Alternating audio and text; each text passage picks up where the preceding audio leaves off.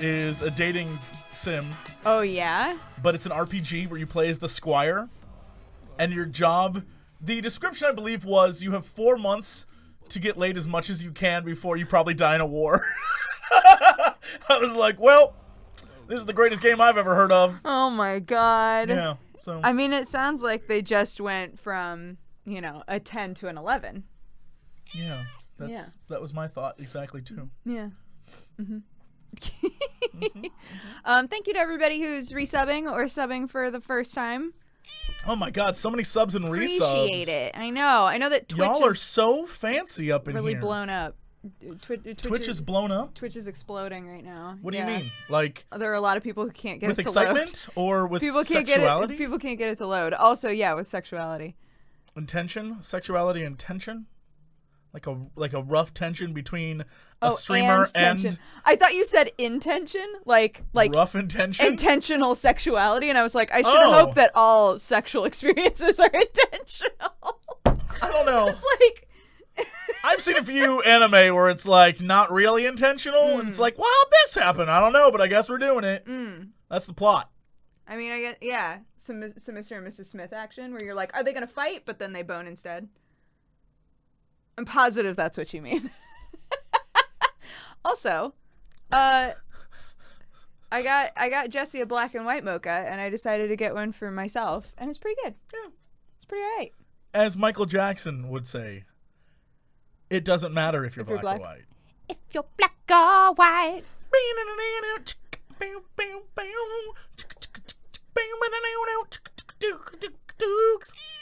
I feel like Michael Jackson's been coming up a lot lately.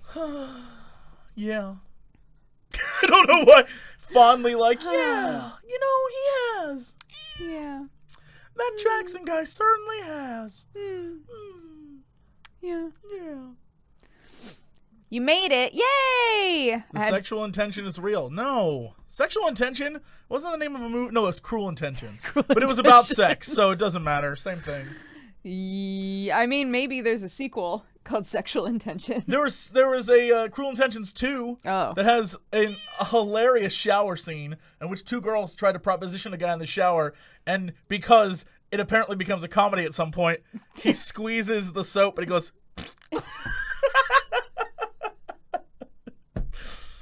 Yeah, so that happened. Oh, good. Yeah. Yeah, that sounds right. Yeah. Cool. Yeah, normally we would start these streams off by being like... Hey, ladies. Here's that. A recap. Yeah, by recapping the whole dang thing. But I don't know if we can this time, because I don't know if I even remember what was going on. It literally was Ashton weaving through the story of everyone else. That's all that happened. It was everything up until this point, and Ashton being like, I've got to figure out what's going on. And we ended up either the day we stopped where at the everything bar, went down. Right?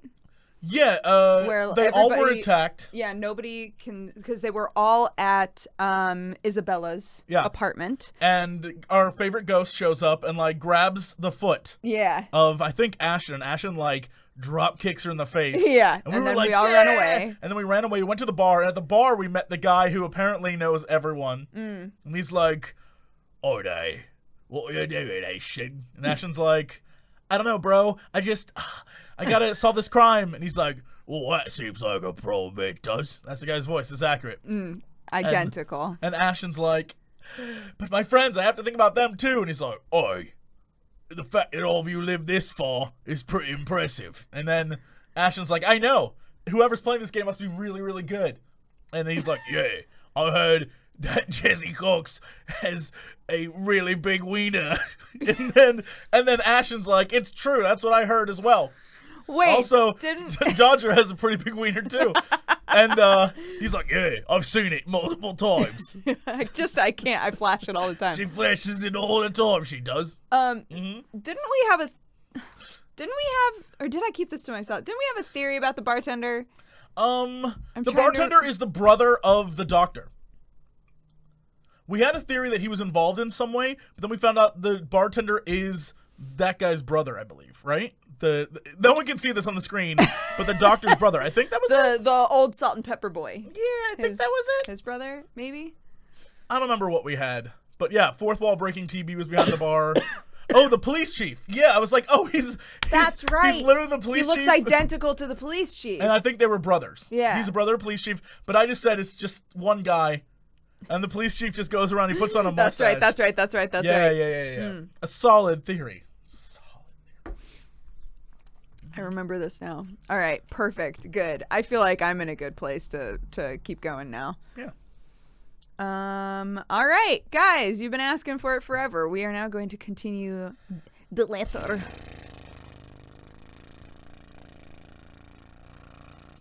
Can you go back to that a minute? Hold on. My lips were moving so fast it was like a propeller blade.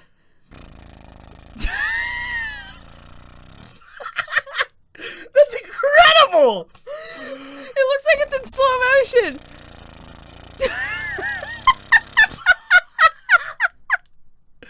Oh my god, that's One more time.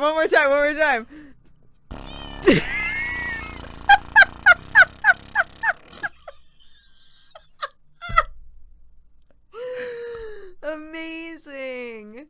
It's like when they catch the right. Were my lips going at exactly 60 FPS or something? Is that? That was really good. That part was really good. It was so slow. Holy shit. What a good man. What a. Oh, I think we have to move to the top.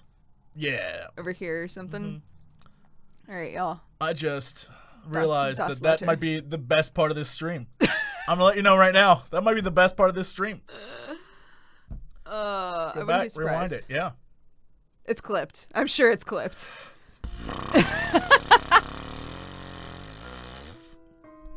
Yeah. I just spit all over your desk and this microphone. You know. And you and the screen and everywhere. There is, if anyone brought a blacklight in here, Clorox wipes. It's okay. there'd be DNA. Send it to that 23andMe thing. I'll find out what I am. Something back a thing. It's like very white, the whitest. You have a lot of like great fan art on your desktop. What is that? What is that one? What is WXJ? Oh, that's so cute. We looked at this during a letter stream. You got like a button nose. Yeah. Why is it? Little Miss Pasta Mate. Where's Jesse's little?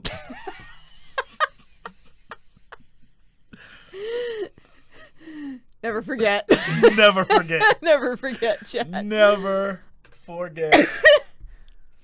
Oh God.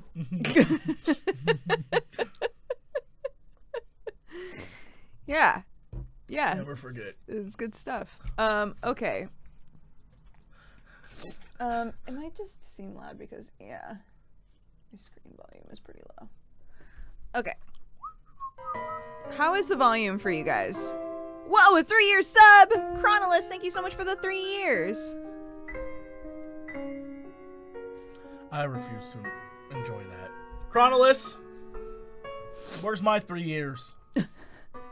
Chronolus, where's my 3 years, Chronolus? Oh, Chronolus. Alrighty. Oh. I don't remember what was going on, but They were having a talk. They were talking like boys. They were having a boys talk. they were having a boy talk. Boy talk about ladies. Oh my gosh, we're almost to the last day. I bet November 1st is the epilogue. No, because we haven't solved anything, and it's the 31st. Right. I'm telling you, his story probably ends the 31st. And maybe Luke's is the only one that goes to the first. No, I think Luke's going to start us back over. We're going to learn all about Luke's connection through the whole thing. And then everything sort of wraps up on the 31st at night, and November 1st is the epilogue. Convinced of that. All right. Boy. Bye. One wrong word. If this is going to end in another argument, we might as well. Good start. Killing it. You're doing so good. We might as well stop as early as now. Jesus Are Christ. you going to get me Sam sick? No. Am I going to be in This here? is the end of my sickness. Am I going to be in here and then tomorrow? Are you diseased? No. Remember, I was sick before. I got to go to PAX. Am I going to go to PAX? I was sick before I even left. This is the cough that just won't go away. Am I going to be at PAX? And then Yes. get other people sick? No. through, I assume, kissing. Am I gonna get other people sick through all that kissing I'm doing at PAX? Just don't kiss people. I can't help it! It's what I do! All I do is kiss everyone! As long as before the kiss you go, by the way, you like whisper it against their lips. By the way, I'm super sick. Do you consent to this? Oh yeah, I mean, obviously. Do you consent to this sickness kiss? Yeah, And then you wait for an answer. And then I think it's fine. I'm not gonna like go around and just like aggressively kiss people. That's not who I am. I mean, I don't know. I'm not like an aggressive kisser. I'm just saying. I'm a passionate kisser, but a coward kisser. I'm like, maybe if you wanna, maybe it'll be nice to kinda, and then you have to like read through it, and then we get into Smooch Town. Some people are saying, get some lip condoms.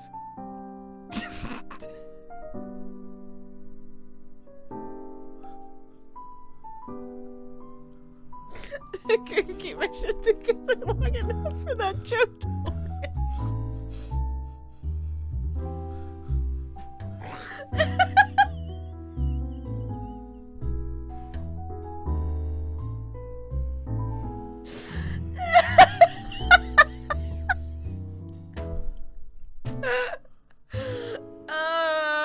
It would be like in is it Batman and Robin? Where he pulls off the thing at the end, and he's like, "Don't worry, Poison Ivy." Rip. That's exactly what I was thinking about the entire time. From the moment you said lip condom, I was thinking of Robin pulling the wax off his lips or whatever, so Poison Ivy couldn't get him. Yes, don't worry. And then I'd have my own Batgirl come and punch Poison Ivy in the face. For sure, yeah. I always wear lip condoms. The last thing I want is lip herpes. Well, of course. That's just in your face. Only butt herpes. That way I don't have to look at it. Oh, God. I'm already crying. Okay. All right, guys. There's another long pause. During which he can't seem to figure out what to do with his hands. In the end, he chooses to stuff both into his pockets and trains his eyes on the now empty space behind the counter.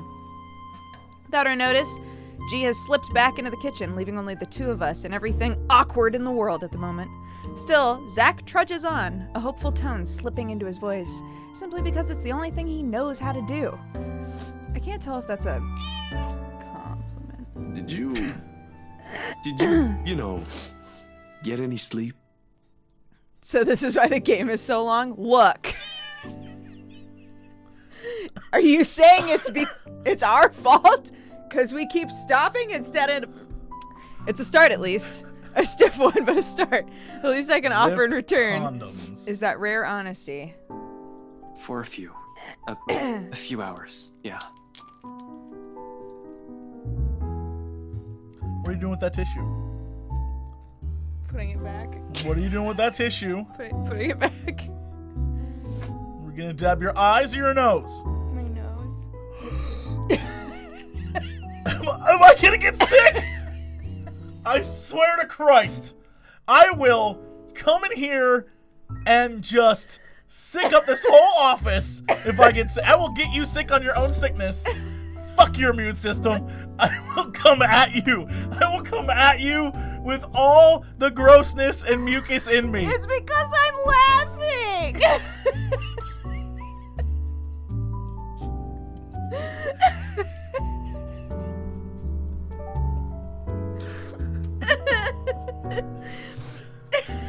I need one.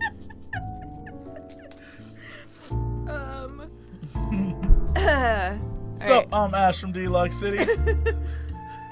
Better watch out. Can't beat me.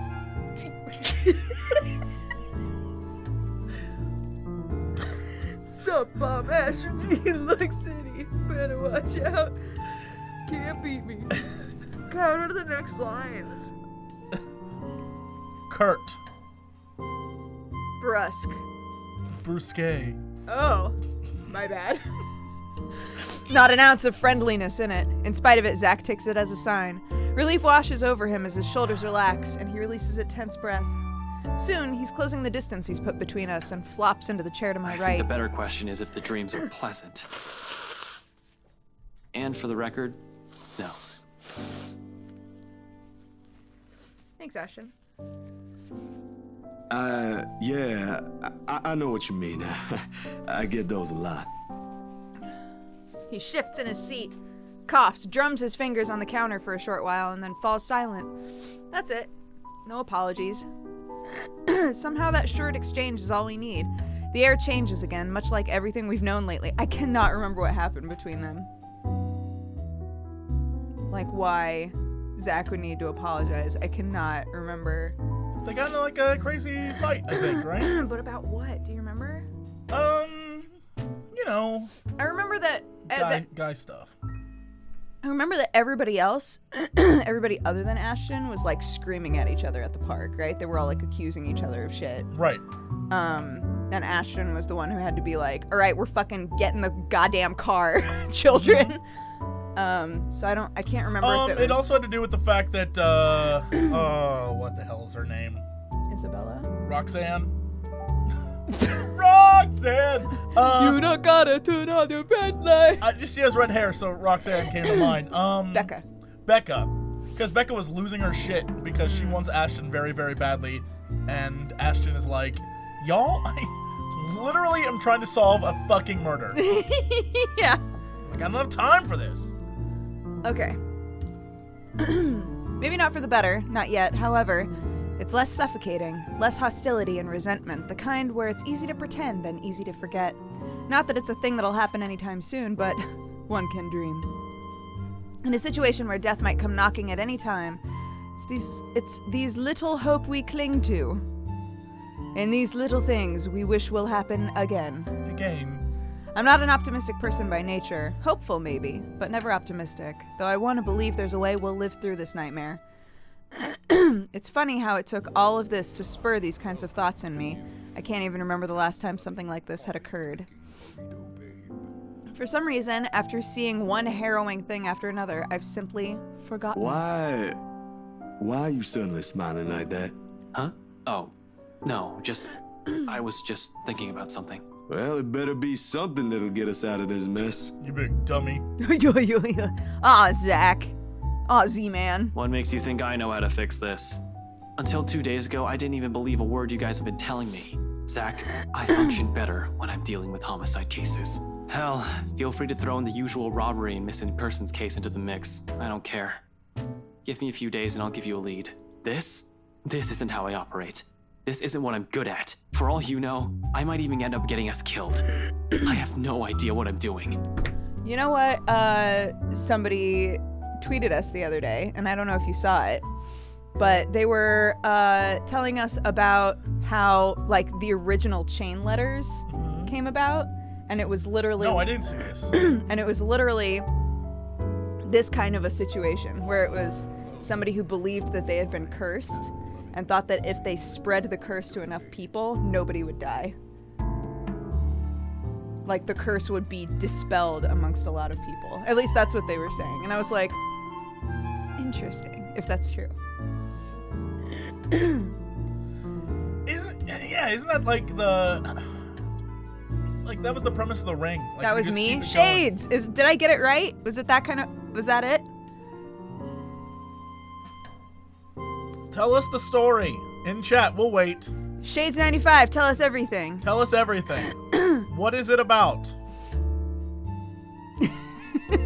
Don't worry, we'll just wait hang. for you to catch up to the stream. Whimsical Whimsy, thank you so much for the biddies, by the way.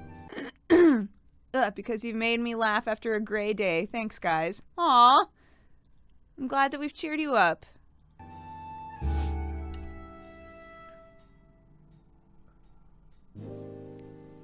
That sounds like a really bad solution. I mean, at the very least, it sounds like a selfish solution, right?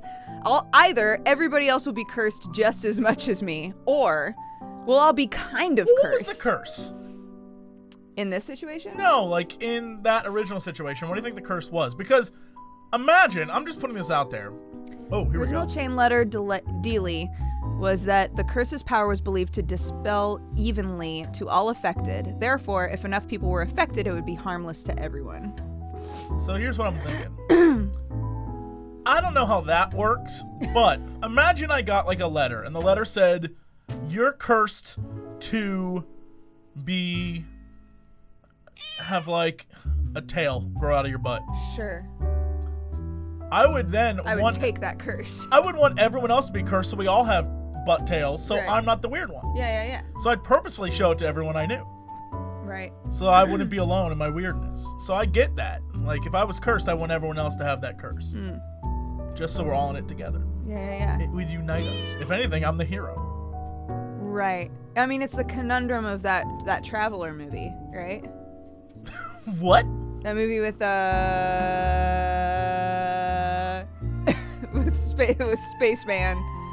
Spaceman and Jennifer Lawrence.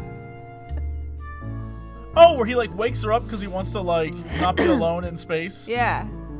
And then they like bone It's down, like- and then she's like, Yo, spoilers. "Why do we bone down?" And he's like, "Because I love you." And nothing else happens in that movie. Remember that? I'm not gonna spoil it. You are spoiling it. No. Passengers, that's what it was. The movie Travelers. The movie Travelers, which I am telling you about right now.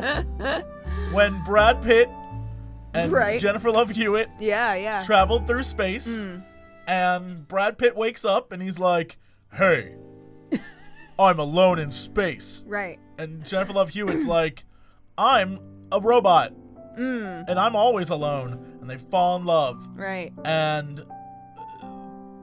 they consummate their relationship in water, and they end up finding Earth. Plot twist. That's the end of it. Those stories literally always, like, anything that winds up in even remotely that way reminds me of that really old Twilight Zone episode where it's a lady and there's a little UFO that's in her house and she's fucking terrified of it, and she's like trying to get rid of this UFO and trying to just kill it because she doesn't know what it is. And then she finally like destroys it, and they do the really slow, it's black and white, right? Because it's an old episode. They do the really, really slow zoom in on the broken UFO, and then you see that it's from the United States of America. Like, what? It was from Earth! It was Earth all along! It was Earth all along! She's the alien! What? Yep. Spoilers for anybody who wants to watch Yeah. really old Twilight Zone episodes. Yeah, so there you go. So there you go. It's just like this game is just like Passengers. Well, the fact that you're frustrated but still trying already means something, Ash. Besides, you don't make that face unless you already have an idea. It can't be any worse than this. Maybe. It's on your mind, Ash. It really is something about the Z-Man. Between Rebecca and him, I tend to share with him things I wouldn't normally say to the other. Unlike her, who pushes, sometimes with the same tenacity as her moods, Zach has this strange tendency to ease people into telling him what he wants to know. Oftentimes, the question, it feels so subtle, it just catches me off guard, with less force and more forbearance. After all, out of everyone, he's the most grounded. Really, he's like the older brother I never had, the kind you can depend on when things go sour, the kind you tell things to simply because he'll listen without forcing his own opinions on We still you. have one more lead we haven't checked. I'm gonna look into it tonight. Oh, this is about to get crazy. Oh.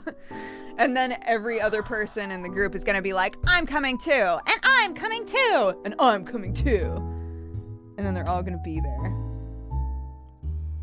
Yeah, that's all four of them. Okay, we're Yeah, good. yeah, yeah. We're good. I had to make sure that was all the characters. Yeah. No, we're good. Good work. That was great voice acting. Hey, thank you. That was phenomenal. Thank you. You should be like a professional. Really? You think I got what it takes? No, let's go.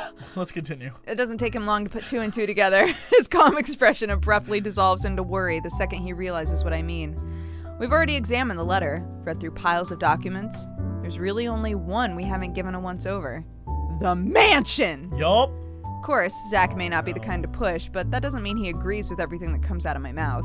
It's his way of keeping me steady and on my feet through the Hold on, years. didn't you tell me not to go in there? Whatever happened to stay away from Luke Wright? You're an unarmed civilian, Zach. And so? So, I want you to stay here and keep yourself safe. I probably won't take too long, but I don't know what might happen.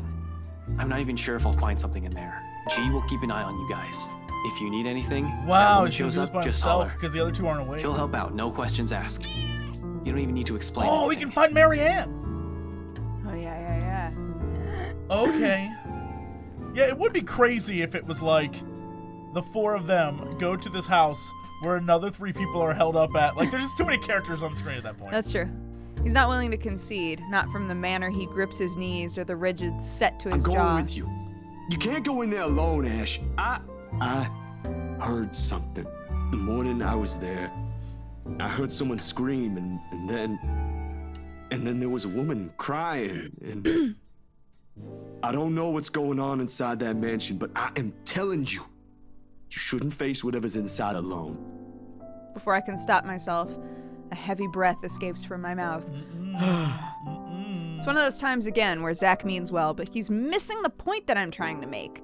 When things take a turn for this, when he gets in a mood like this, he's almost as headstrong as Isabella. Where do I even start? I mean, I think one answer is much more friendly. Yeah, I feel better if I don't have to worry about you. Is the way to go, I think. Yeah, you'll only get in the way is way too, like, you're useless, right? Whereas I'd feel better if I don't have to worry about you is, you know, you're one of my best friends and I'm worried about your safety. Although, maybe go for it, lawyer it. This is what you're good at. Maybe saying you'll only get in the way is his, like, way of ensuring he stays out. Like, you know, the whole, like, right. every movie trope where the guy's like, get out of here, and the dog's like, I want to stay, and he's like, get out of here, dog, I don't even love you anymore, and he's like, but I love you, master, and he's like, no, get out of here, go! You're right. The dog's like, okay. He But does a sad dog walk. It's just going to be one of those situations where regardless of what we do, Zach winds up there anyway. Great question. Zach's just like, you know what? Fuck you. I'm going to go there, and I'm going to prove to you that I'm going to be useful.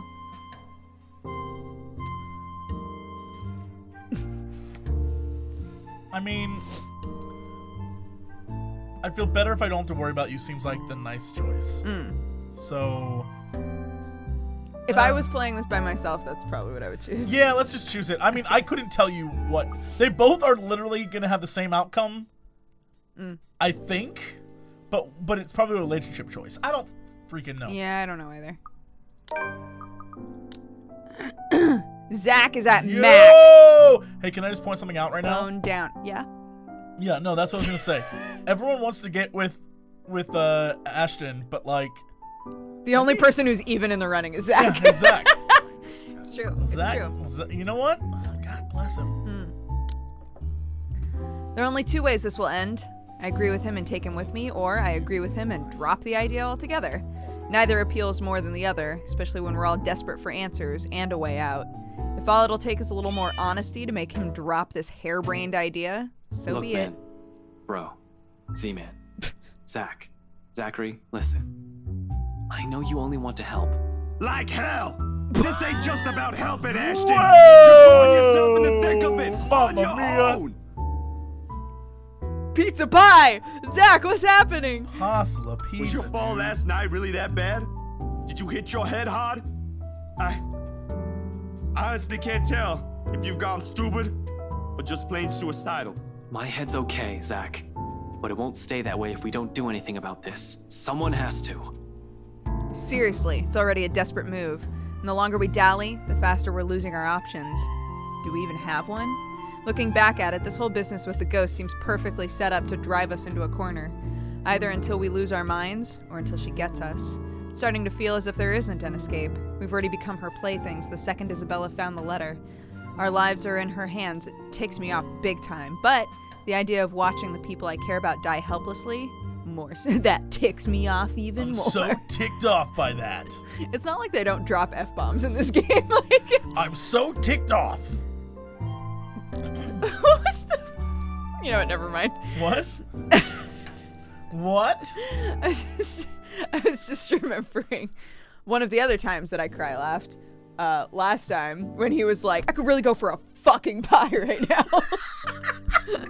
Fucking pie! Fucking pie! Oh, I feel like we missed our chance. I forgot about fucking pie, and that's a great shirt. That could have been a Christmas shirt. That could have been a Christmas shirt for everyone. I thought you were gonna say we could have brought a pie today. Just been eating it during the stream. Why are we so dumb?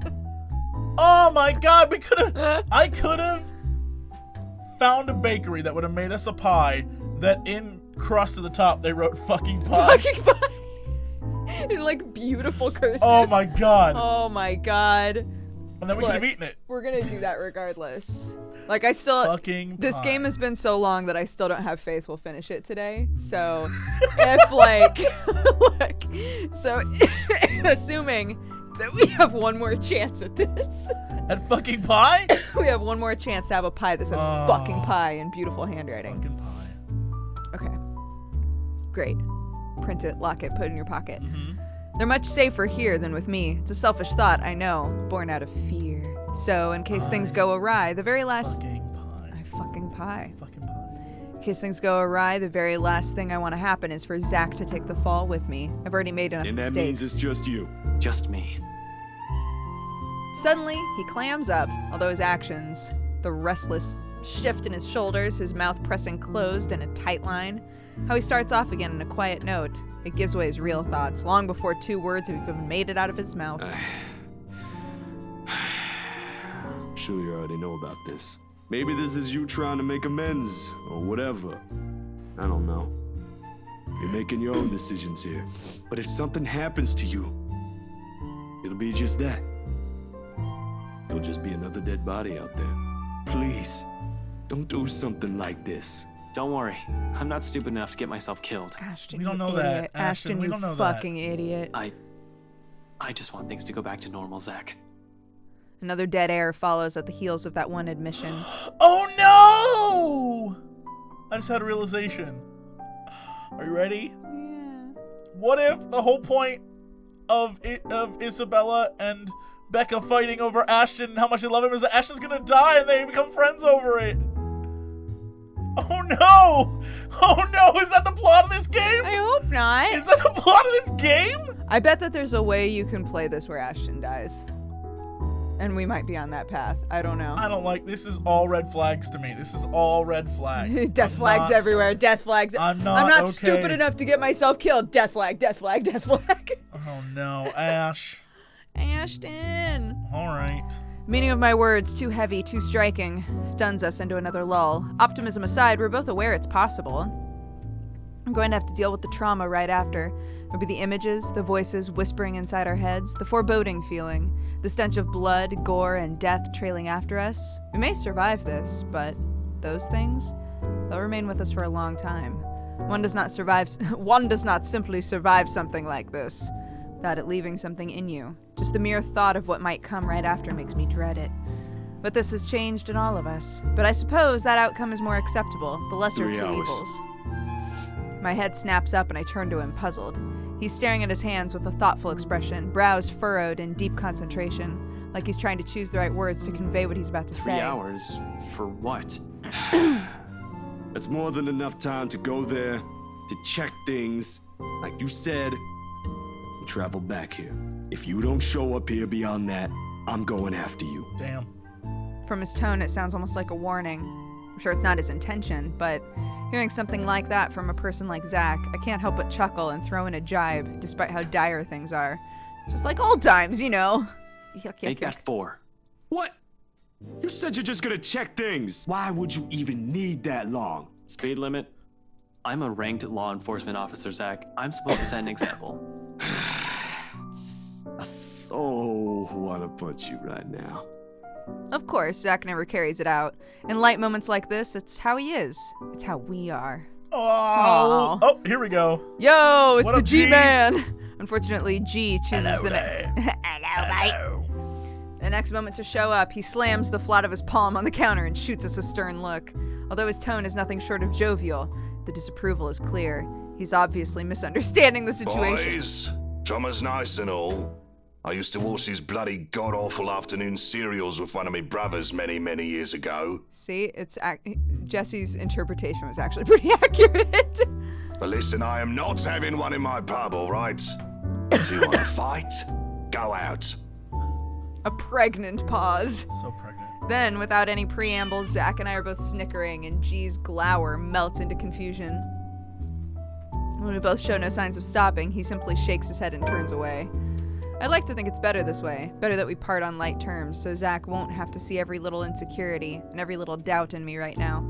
He's seen enough. The last thing I want him to glimpse is another display of weakness. Not when he still stares at me with the same unerring confidence in his eyes. When our mirth dies down, before anything can be said further, and before I change my mind, I step away, giving Zach's shoulder a quick few pats, mumbling a lame excuse about taking another short nap under my breath.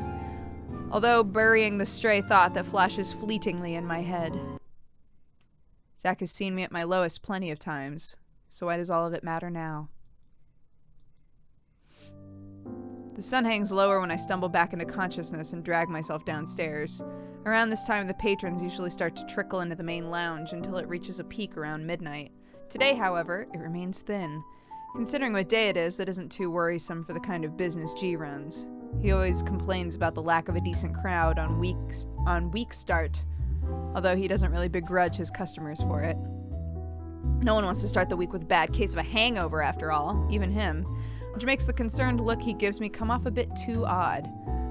With the kind of danger we're in, this swiftly puts me on edge, even before sleep completely fades from my mind. I'm confused.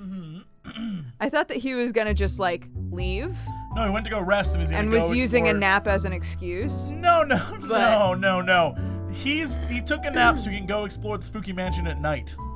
Right. Because Obviously. why wouldn't you? Because why? I mean, come on. Well. Welp. Something wrong, G? Yeah, something wrong, my Something dude? wrong, G? G hums, but there's an undertone of annoyance despite his casual, open movements. Only after he finishes wiping a tumbler and carefully sets it face down on the table, does he give me an answer. The way he stares back at me honestly makes me squirm, like I'm being stared down by my primary school teacher for sleeping in class again. Nothing much. Monday's still a slow day for this place. But you might want to check on your friends, kid. Looks like one of them woke up on the wrong side of the bed while you were out. Oh God, Becca. Another question forms in my head along with a small, confused frown. Though before a single syllable slips past my mouth, Rebecca's irate voice rings out from some part of the main lounge. From the sound of it, it appears woke up on the wrong side of the bed is an understatement. Alone? You know we can't just go in there. But we don't have any other choice. Oh my God. Whoa! There's really no other way. We have to go there. If you'll just... Isabella? No. That doesn't sound too comforting. Oof, these girls. Once Rebecca assumes that kind of a tone in an argument with Isabella, it usually ends with one of them walking out, or both giving the other the silent treatment. Lasts for about a week at most if it's really bad, which really is not what we need right now. I've hoped the bad blood from this morning would simply blow over after all of us have gotten a decent rest. I should have expected things won't be the same with them as it is with Zach and I. Turns out sleep isn't what some of us need. Even G appears to understand. In spite of his efforts to look as unconcerned as possible, there's a tense set in his shoulders.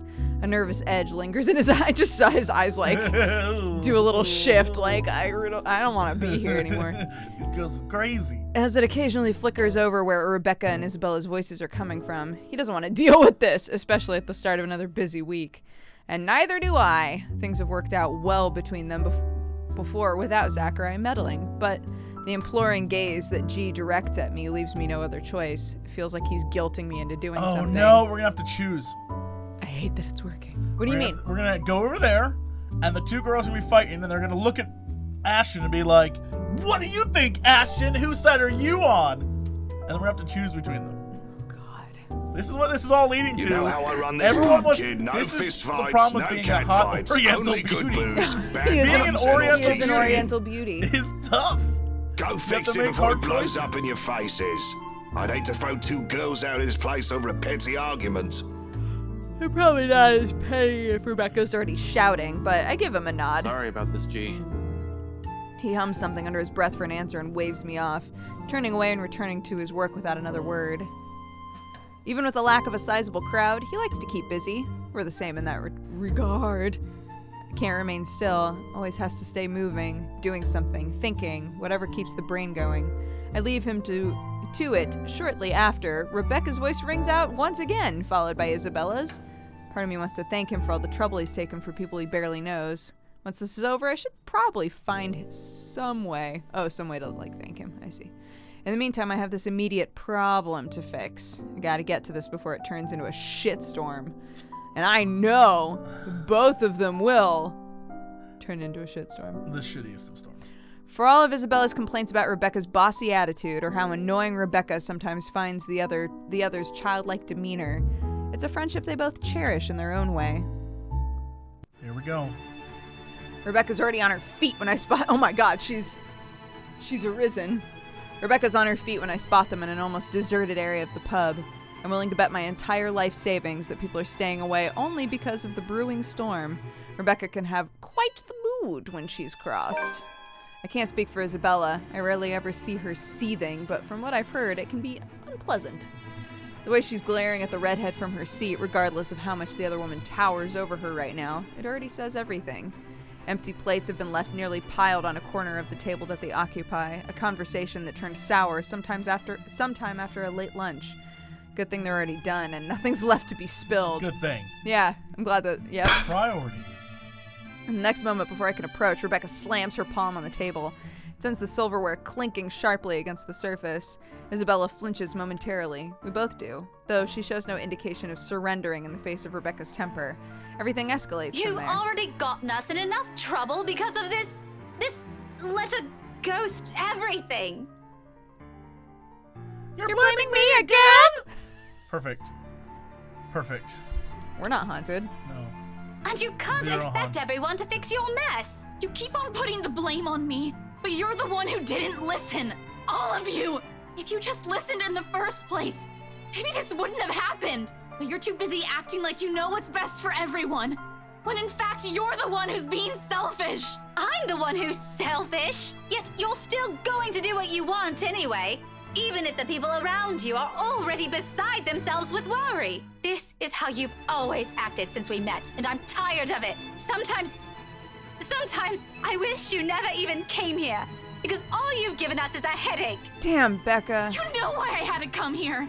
My dad! Your dad has nothing to do with this! Don't do It has it. always been you and your whiny, careless self do that has this. always been the problem. Don't do this. Maybe I should have stepped in earlier. Becca went I'm sure they'll sort it out. went for the jugular. She didn't even like hold back. Girl was like, Does she? burn the bridge. Does she know that No. Bella's dad died? Nope. Not a clue. Oh my god. This is about to be the biggest shit show She ever. just bombed on her friend. Oh my god. Maybe I should have said something the moment Rebecca slammed the flat of her hand on the table, or the second I even entered the area. Either way, it's too late to act. Harsh words have already been hurled between the two. Words more cutting than any blade, each and every one of it digging a wound too deep in the person they aimed at. For a long time, Isabella sits there in silence while Rebecca stands unmoving, arms crossed and breathing heavy. Despite the lack of words between them, they're both vibrating with anger, refusing to meet the other's eyes. Ever so slowly, slowly. Oh, slowly. Slowly. Oh, slowly. The atmosphere in the room turns thick and smothering. A strained air no one in the immediate vicinity, including me, dares to break until the ones at the center do so. Rebecca definitely won't. At some point in our friendship, she's grown to become a woman firm in her opinions. She's never going to back down, not when she knows that she has a point. Isabella, on the other hand, there's always been a certain stubbornness in her. As frustrating as it is to see sometimes, it's what's gotten her through life's hardships. Perhaps even the only thing that has. When you have nothing else, people tend to cling onto what they have within themselves instead. But I love that they're having them move just like a little bit every now and then, but nothing's happening. They're just like...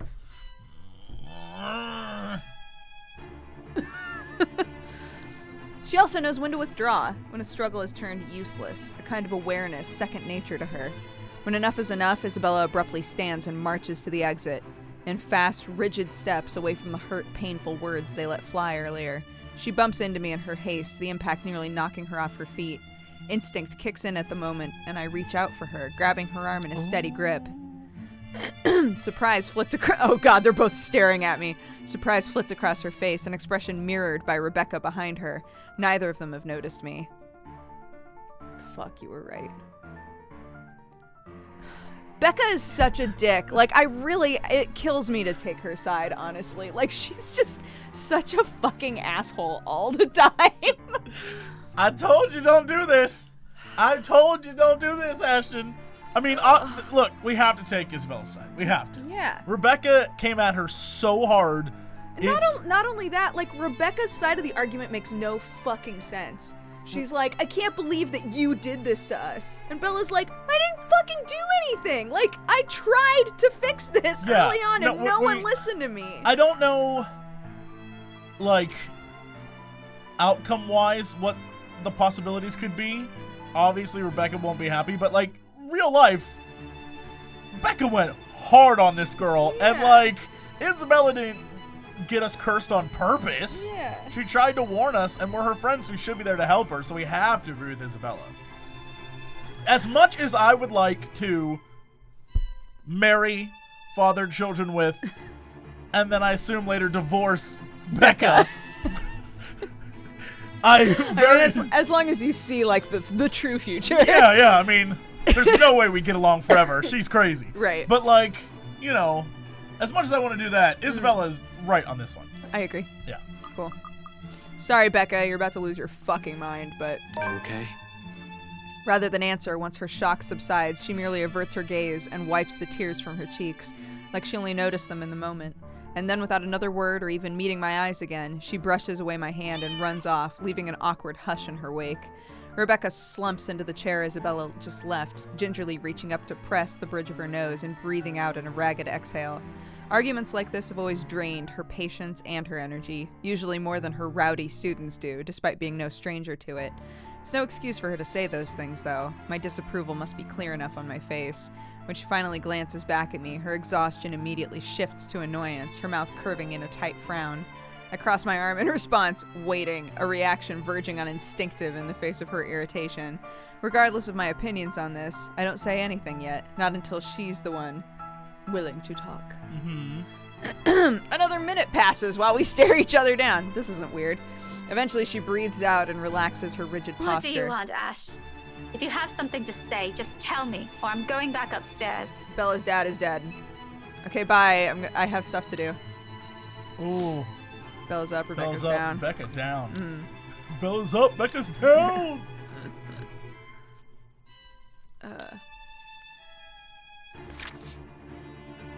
Aw, we had some goofs with our bud. And then these girls And be fighting. then the girls fought. We had goofs with our bud and girls be fighting.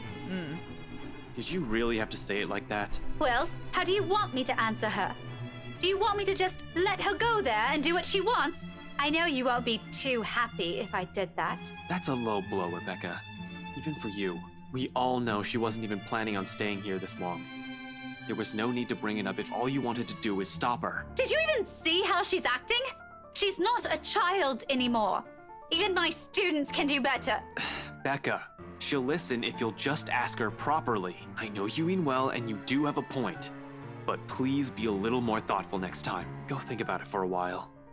By some miracle, the discussion ends right there. Rebecca elects to stay. What is this face? That doesn't look like a I'm gonna go think about my thoughts sort of like. That's the you think about your thoughts face.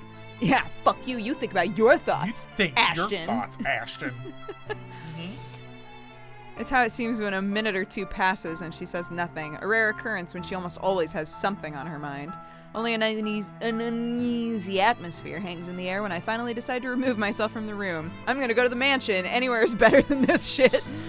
She doesn't stop me. Instead, something inexplicable flickers momentarily in her eyes, one that quickly disappears until only a vague notion of it remains in memory.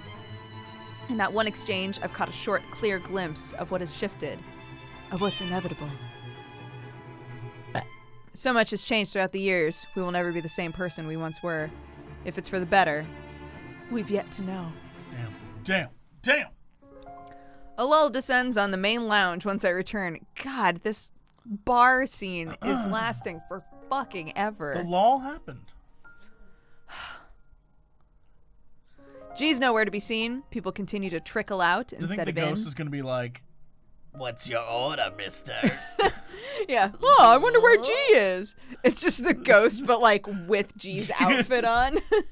Oi, governor, it's me, the ghost. What big tumblers you have, Grandma?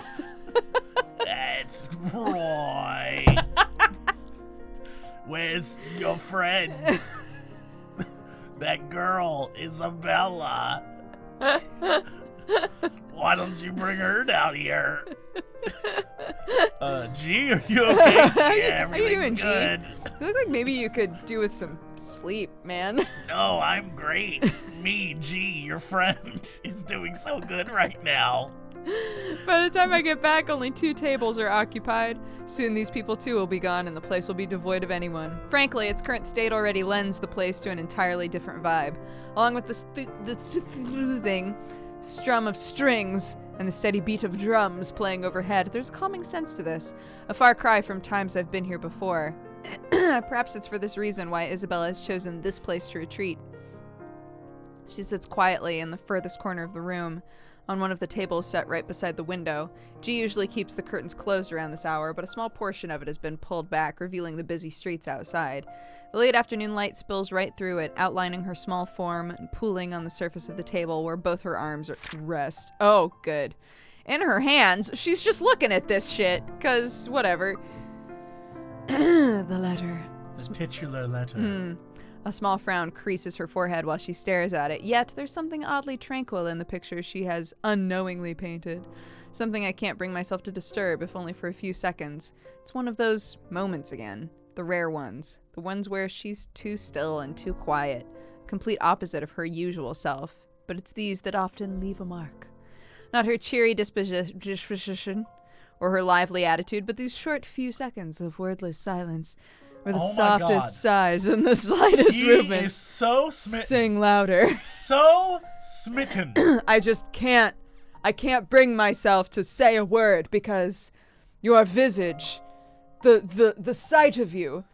Whenever I stare upon the painting that is your life, I know that the beauty of the sun breeze brings the flowers of the moon's supple bosom upon your gaze. And I believe that in this wordless moment, truly twilight doth speaketh to me, letting me know that there is a God, for only such beauty could be created with his hand. Love, Ashton. Love, Ashton. From Deluxe City.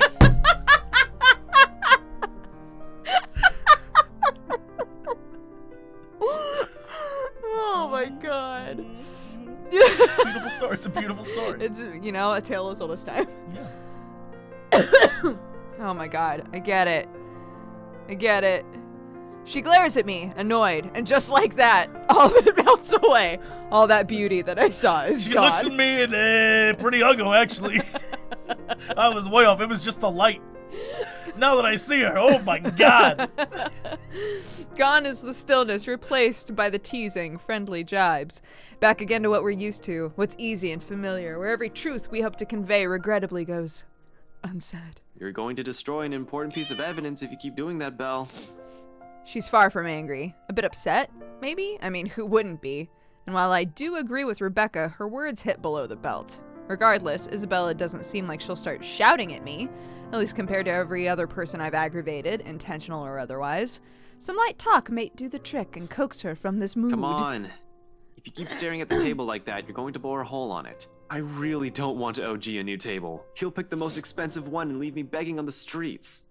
She levels a quick glance at me, her expression dry and impassive enough to drain every color out of the room. It'd be amazing if she was just like, Ashton, you're not funny. You've never been funny. We hate your raps. We think you're annoying. You're a terrible friend. You break You're into not our even houses. from Deluxe City. No one knows what the fuck Deluxe City is, Ashton. Where is that, Ashton? What are you talking about? Get out of here. No one even likes you, Ashton. You look like a fucking vampire hunter. Get out of here. Oh my god. That would be an amazing follow-up to the "There are so many words left unsaid between us." No one even likes you, Ashton. We just slip into what's easy, what's familiar. And she's like, I fucking can't stand you. You're a bootleg vampire hunter, and I don't like you.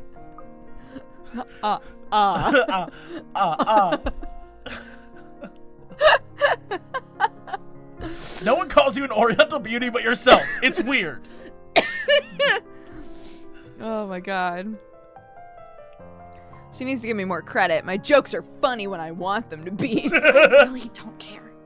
I'd even take pictures and post them online. Go away, Ash. I don't want to talk right now. Sounds half-hearted at best. Like what's happening has already sapped every bit of energy in her, and all that's left are words. Pretty soon, those two will lose their meaning and leave a hollow shell in their wake. It's already unusual to see her like this. Everything has gone to shit. I'd like, at least, this one thing to stay normal. So somehow we manage, and we continue for the better half of an hour. Talking, joking with this face. Talking, joking, you know. With her short, feeble responses and banter that never goes anywhere. But it's enough. In the grand scheme of things, amidst the chaos and death shadowing over us. Don't even know. I see it as clear as day. It's these little inconsequential moments that matter. I see it as clear as day. This whole bit where he's like, hey, I love you. I see it now how much I love you. And she's like, I'm mad. And I don't like talking to boys. And he's like, I just want to be here with you and spend my time with you. Dude's dead. Ashton's gonna die, and then she's gonna realize it, and she's gonna grab him and be like, Ashton, I didn't realize I loved you. I loved you. And then she and Beck at the end are gonna, like, become friends again, all because of Ashton's death. I see it as clear as day. My heart is so broken. Joker in chat says, in all caps, I swear to God they're still in this fucking bar. I'm gonna shove my entire arm into the wall. I understand this feeling. Oh. It's her smile and her laughter. When it finally rings, easy and free of burdens. I see it happening. I'm not okay with this. I don't want to hear it, Ashton. Go away. No, really. Listen, I know someone who talks like an owl. He's gonna die. Only people who You die leave me say alone that. if I bite and ask who. A pause. And then she frowns as realization dawns on her. Confusing flashes fleetingly across her face before eventually settling on a grimace. Suddenly she hugs her arms closer and looks away, perhaps in her attempt to stay angry, to no avail. In a matter of seconds, her shoulders shake with laughter she's trying You're to awful, contain. and I really hate you. Just leave. It's contagious, her mirth. And soon I'm joining her in it. That was a great joke. I mean, Briefly. that was a fantastic joke. It was a good joke. I mean, you know? That's an alright that's joke. what I go to from now on. If I ever am around a very like, Sips is in chat. What's up, dude? hey, Sips, I'm gonna give this one to you. If you ever have to deal with like an upset woman, opening line, did I ever tell you I know someone who talks like an owl? And then she replies, who? And then you go, hey! And you got her. And then then she'll laugh and her mirth will be contagious. She will have very contagious mirth. Yeah. Mm-hmm. I deal with a lot of upset women, as a matter of fact. Great. There then you go. look, Perfect. You're welcome. we've helped you. Yeah. Here you go for your arsenal. Yeah. Yeah, I really liked They Are Billions, just to answer your question. I want to play more of it, for show. I keep watching people play that game on like 300%. Yeah, but those people are like nerds. It's crazy. Everybody who plays it on really high percentages like micros all of their dudes, and I'm like, Yeah. I see. Did you perhaps play StarCraft once in your life? Nerds. Anyways, I'm gonna laugh with her because I love her. Yeah. Without reservation. Things always Feeling come better? easy. I love her. A little. You're still lame. Thanks. But you're laughing right now. Only because your humor is terrible. Right. Keep telling yourself that. I know it's funny. And you know what? If you kept frowning like that, your face might have cracked. That would have been really messy and ugly. What? What? That was like such a good like, hey, smile for me, baby. When you don't smile, you look gross. That's like what that was. It was like a really creepy like, don't frown. Don't frown. It makes you look gross. What the fuck? That's what he said. I'm so confused. Well. It was a weird thing to say after he got her to laugh. I'm just saying it Yeah. was strange. It was very strange. Everybody in chat is like, what an asshole. What an asshole, I think you mean. Yay. Ash, here's the thing. I don't think he's ever had a girlfriend. No, because crime has always been his girlfriend. Crime has been his girlfriend. His mistress is murder. Yeah. Yeah. Yeah. He doesn't know how to. He's treat married a lady. to his work. Obviously. You got a sandwich. You got a sandwich. Sure. Like a compliment sandwich? Is that what you mean? Yeah. The way I would have asked this situation Sure. is I would have said like, Hey, baby owls. owls, hit her with the owl joke. She laughed and I'd be like, you have such Right. a That's the bread. That's the bread. You have such a beautiful laugh. Hit her with that, right? What's the That's gross the bread. What's the gross meat? The gross meat in this sandwich is like, but that frown. I'm just gonna do what he said, but that frown, it would have cracked your face, right? And then last piece of And bread. the last piece of bread is like, but I've got plaster for your face.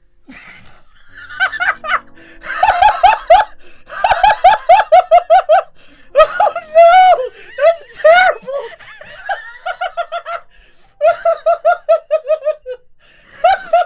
I thought you had a plan. I had no plan! You had a plan. There was zero plan! There was zero plan! I was winging it! I was winging it! It was all winged!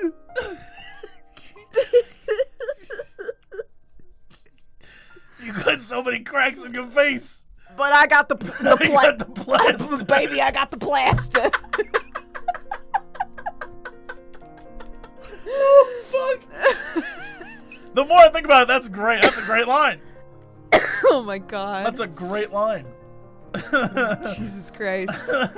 It's a good example of a compliment sandwich, everybody. Here you go. My joke might have sounded really wrong and rude to her. It might have sounded like gross meat, if you will. I'm not good with words. Like a gross meat sandwiches. Suddenly, taking the brunt of her anger seems less complicated than correcting or explaining myself, but I'm still gonna try. What? Crap.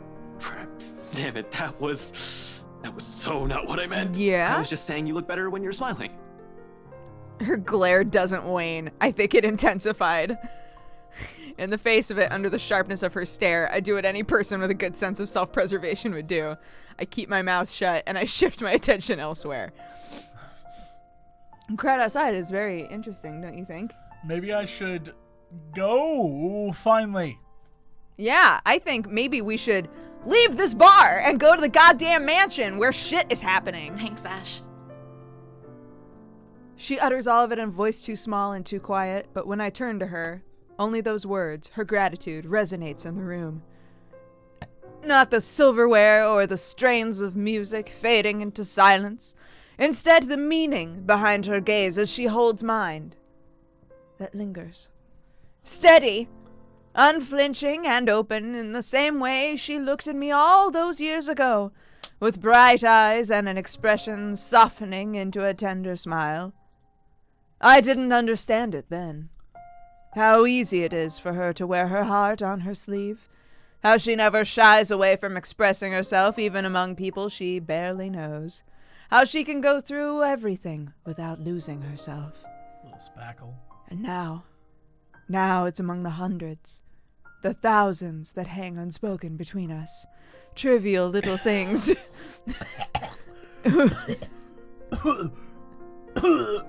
Sorry, there's a little vomit in my mouth. Oh, okay, understandable. It's too early. Or maybe it's because there hasn't been a proper time to talk about our true feels. For now, though, this will do. Until the moment itself dwindles. So much dwindling. Until reality pulls us back in. How long is this gonna go for? Reminding us of the things that we've set aside in its favor. Isabella, about what happened with Rebecca earlier. I should probably apologize to Becca. I know she only means well. And I said some really bad things. Becca- What part of the argument did we miss where you were attacking Becca? What happened before we arrived? She's like, Becca, you bitch! He's like, Becca, you're a whore! Redheaded whore! Is that what happened before? What happened before? We only showed up for one side of it, but Bella actually Bella said was some heinous going hard. shit. Corners of her mouth quirk up, almost like she's ashamed of the things she said. Don't worry. She can be pretty stubborn, but she'll listen. Especially to you. Especially to you. You think? Yeah, I think. You're one of the few people she likes. She won't stay angry for long. I can vouch for it. She has a point. Isabella freezes. In an instant, the pleasant air dissipates. She shifts her attention back to her hands, both clenched so tightly her knuckles are pale. I know, Ash. I just thought we'd find something in there. That if I go back, we'll get the answers we need. Nah, that's stupid. Nobody should go back to that mansion. Anyway, I'm gonna go to the Yeah, I'm going to the mansion. Walgreens or Walgreens. Yeah. something. Wait, Yeah. they're in England. I'm gonna go to Costa and I'm get going a. to I'm gonna go J-Mart. to. I'm gonna go to. Wait, what's the name of that one? Poundland. The one that I always think is a sex shop. I'm gonna go to Poundland. Pick up some face speckle. I hear they got cheap plaster there. Yeah, Only cheap a pound. Cheap face plaster. I want to propose a redub to this game where Ashton's voice is just like, hey, ladies. So we just hire Danny DeVito to do all of his lines. I'm going to get real crazy with it. Oh my god. Many Americans think Poundland is a sex shop. That's because it sounds like the end to a line. Like, I took her to Poundland! From now on, that is... So, that's why. I want to go to Poundland. Whew. I found the letter there, so maybe, right? Pound Stretcher is worse. What is Pound Stretcher? Wait, is that a place? Wait a minute. What? Pound stretcher, where you stretch your pound. I get it. It's just I dirty get sounding. it too, but is it real? Poundstretcher.co.uk. They have a logo? It's Do real. they have a logo? I'm waiting. What's the Pound Stretcher logo? Every penny counts. It's 1/2 sale. It's only half a sale. It's just a pound. The Pound Stretcher Why do logo you is need- literally why do just you a need to pound. have a pound sale? What's going on at Pound Stretcher? Oh my god. Half price sale right now at Pound Stretcher, you get a- guys. XL pack of Bold. Oh shit. Or 100%. You could get kitchen and dining furniture there. How come that looks like it says granulated sugar with a question mark? Sugar? Granulated sugar? We don't I even mean, know what it is. to be fair, in America, that's what everything we buy should. Everything should have a question mark. Like Butter? me? You what, butter? Leave our shops alone. Okay, I'm sorry. This game takes place in England, so it felt Yeah. relevant. In Deluxe City. Yeah, in Luxburn. Luxembourg City. The Anyway. most English name. Yeah. Rebecca has a point that I will always agree with, no matter how desperate. It's not going to be a simple walk in the park. Who knows what we'll find in there? And if she comes with me, I won't be able to guarantee her safety. She'll be in even greater danger. Hence, alone. Exactly like I told Zach. There's a need to go back to that accursed place. I'm doing it on my own. Whether or not the rest of them agree with this plan is inconsequential. Their well-being is my top priority, and I'm not just about to drag them in there with me. So I tell her as much, despite the determination and desperation in her eyeball.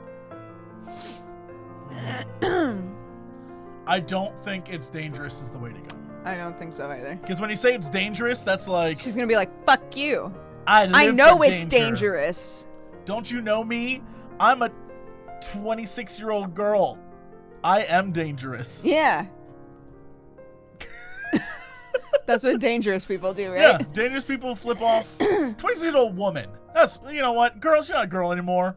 She's a woman. She a woman. She knows what she wants, and it's Oriental ween. Yes. I like how every time. Yeah, Hey. I can't let you do that. I can't let you do that, Bella. I can't let you do that, Belle. Perfect. Good. Ash, the people living in that place now. They were with me during the open house. They have to know. They're in as much trouble as we are. I mean, I think they know by now, Bella. But who knows? We haven't seen them in days, so what the fuck? I know, but it's risky. It's dangerous. We don't know what you might find in there. Or if you'll even find anything. What if you see her again? What if she goes after you? What are you going to do? For all we know, it might be a dead end. It's not worth it to put yourself in harm's way like that. She offers no response, not even resistance. No further argument like I've come to expect.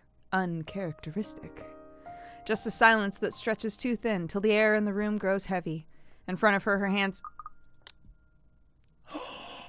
Whoa! Sup, Bomb Ash from Deluxe City. Got Isabella and Zachary, can't beat me. We got two waifus. Back up. Damn. I like to think that yes, to some extent she understands, even if she does not entirely agree. The dilemma is clear. That dilemma's clear. Otherwise, her scowl wouldn't have a deeper set. Her lips wouldn't be pressed in a thin line. Her hand would no longer be balled into fistulas. She would have pushed that argument if she doesn't, and I know she has no lack of things to say. Instead, she simply offers a nod, an acquiesce. And in a moment of boldness, perhaps insolence, I reach for her, taking her clenched fistu in mine and drawing it close to me. She sucks in a breath, soft and sharp, but doesn't say anything, merely watching as both my hands cradle hers. And then I whisper to her, Pound Stretcher. We should go to Pound Stretcher. We should go to Pound Stretcher together. I hear they're having a sale. On sugar? Sugar is 50% off at Pound Stretcher. Right now, guys, it's true. Right now at Pound Stretcher, 50% off sugar? Sugar? I'm cautious and mindful as if it's the most precious thing I've ever held. Then again, maybe it is. This scene will never end. Pie. I fucking pie. Fucking pie. Along with everything I've yet to Stop convey. that. Surprisingly, although the gesture has startled her, she yields, allows a touch that is too familiar and more than what I'm willing to give most people. You're going to hurt yourself if you keep doing that. Gently, I unfurl her fingers, flattening out each digit against my palm. Her nails have created small dents in her skin from how tightly she's held it close. A little more, and she would have drawn blood. Deep as it is, smoothing a thumb over the tiny marks does nothing. But it's a gesture that we both find comfort in amidst the chaos. Can I ask you a question? And the tension lifts. Huh. So, in a romantic situation, Yeah. like let's say like a first date situation where you realize like, I think I might love this person. Sure. Sure, imagine that happens. Okay. Am I inadequate? Or is this game setting me up to realize, like, I've never once held someone's hand and had a flood of, like, thoughts like this? Like I like the Matrix where instead of guns flying past Neo, it's thoughts about, like, in the world filled with shit, this one brief solitary moment, I know that you and I are meant to be together. And truly, the world outside has faded from being. And now all that exists is you and I and this night and nothing but the hands we hold. If perchance I could but taste of your lips. It's never happened to me. Am I just cold? Am I a cold individual? Am I like cold on the inside? No. Am I crazy for not immediately being like, I've never had that. I've never been like flooded with thoughts like that. Never happened. Never happened in my life. Am I just not romantic? Is that the lesson here? I mean, I think that, like, they're trying to convey, like, a feeling, right? I get it. Like, they're for whatever reason, they're making it be a flood of thoughts that we have to read in order to progress. But really, in this moment, it makes me feel inadequate as I'm gonna say it. It makes me feel inadequate as a partner, not a lover.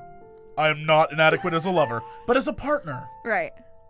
Not as a lover, as a partner. Right. In love. But not as I don't know. This bit is going nowhere. This bit is just stupid. You're just asking whether or not you are alone in thinking this is insane. Having never thinking this held is insane. someone's hands and been fucking transported to another reality. It happens in books and movies all the time. And I feel like it's setting up people for not real stuff. Right. That's crazy. That's crazy. I do wonder sometimes, when people are like, well, I like them, but I didn't have. It's like in movies when people are like, yes. I didn't have my toe lifting moment when we kissed, right? Where I was so overwhelmed by the kiss that I'm just I don't think that happens in real life. But maybe I don't know. Fuck it. I don't know.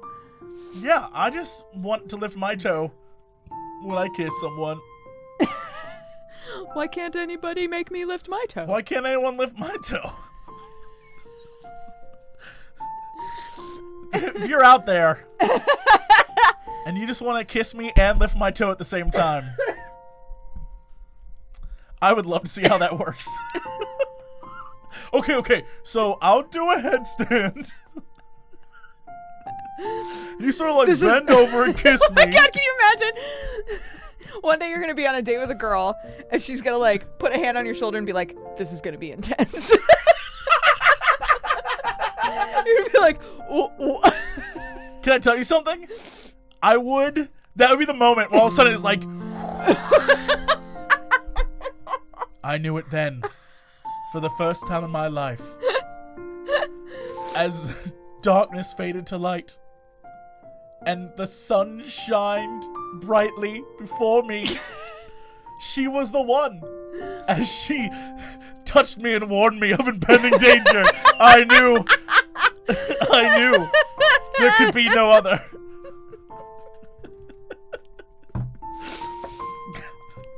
No, in a first hand holding situation for him to be going through this flood of internal dialogue. That is weird. Yeah. All right. Good. Okay. Yeah. All right. just to put a cap on this question. This was a good bit. I'm glad we had a little fun with this.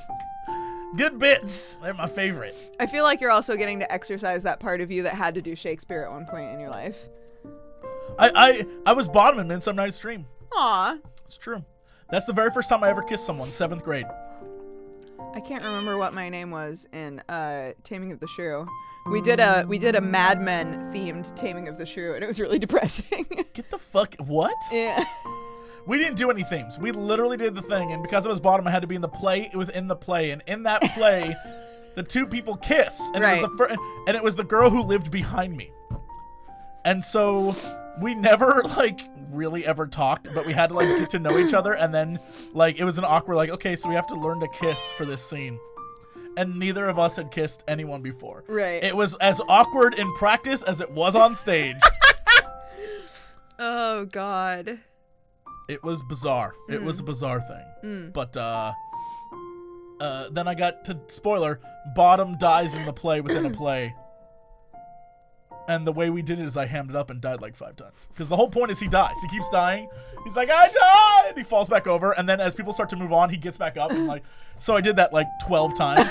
And then because I was an asshole like I am today, I kept doing it through the rest of the scene. Yeah. Got a standing ovation. Got that bug. I got the bug. I was like, yeah! I can do acting. That sounds right. Yeah, No, yeah. that was the first time I was ever in a play. Ever. First time, 7th grade was crazy. 7th grade was weird. 8th grade was pretty messed up because that's when you fully hit emotional instability. Right. But then high school was high school. Man, who knew? Shakespeare brings out all kinds of shit in kids. Shakespeare's crazy. My favorite is Romeo and Juliet. It's a great romance. Romeo and Juliet's great. It's a great play. Yeah. It's not it's not a good romance. It's a great romance. It's not. It tells you what happens when you sacrifice too much for a guy you just met literally the night before. It's a warning tale. Aren't they 14 in that play? Yeah, I mean, it's just, it's about getting married young and about getting married quickly. And how if you do, chances are, you're gonna end up drinking some fucking poison and stabbing yourself. Because that's relationships right there. It's true. Yeah. Just be careful, Just be careful. It's it's one of those stories. It's a cautionary tale. Yeah, absolutely. Shakespeare was all about cautionary tales. Don't mess with witches. Don't fall in love young. Don't try to don't fuck with fairies. Yeah, fairies. That's what I was gonna say. Don't fuck with fairies. Yeah, all of the lessons you need to know in life. Yeah. Don't listen to your ghost dad. That's a good one. If your ghost dad asks you to kill people, don't do it. Say, you know what, ghost dad? Maybe this will lead down a terrible path to my own demise. Yeah. Just like don't murder people in general, because that can really fuck with you, and then you'll think that there's blood on you all the time. Oh, true. Very true. Cautionary tale. Also, if you're stranded on an island with your daughter, don't treat her like shit. Or else she'll like run away with the first fucking guy she sees. The first guy she sees, literally the first man she ever meets. She'll be like, I'm out of here, Dad, I'm going. He could be a terrible person. And it's on you, Father. Don't keep weird ghoul slaves. And do not keep ghoul slaves. Ghoul slaves. Shakespeare, so many good lessons. So many good lessons.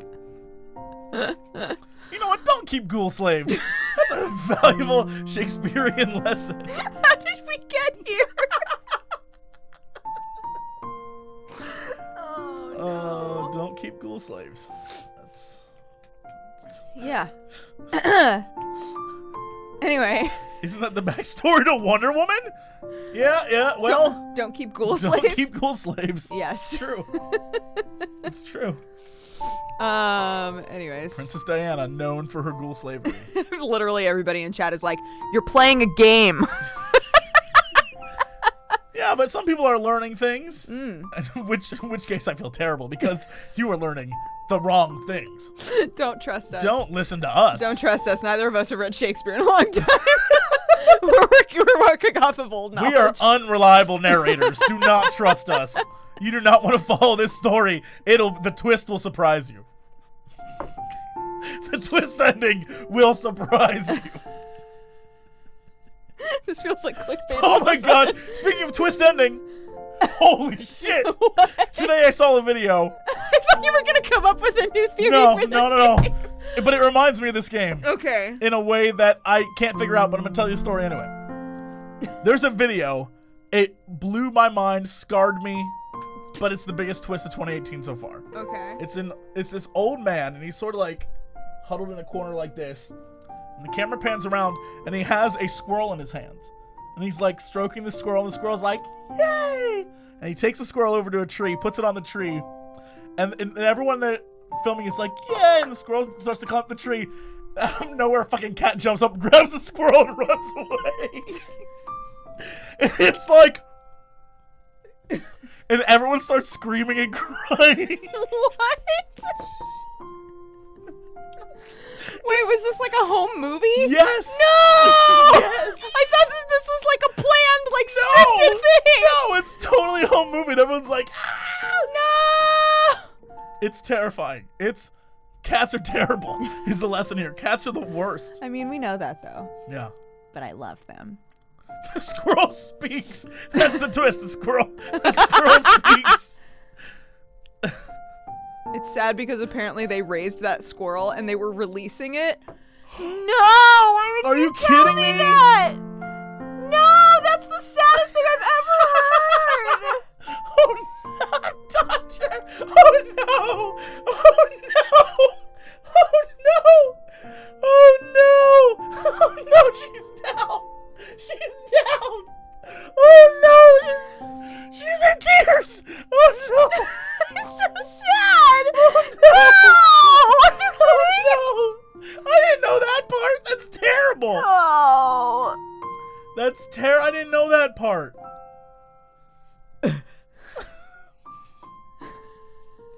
Chat, we're never leaving this bar. This is home now.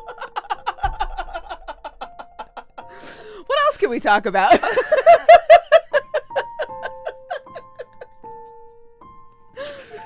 This is home now.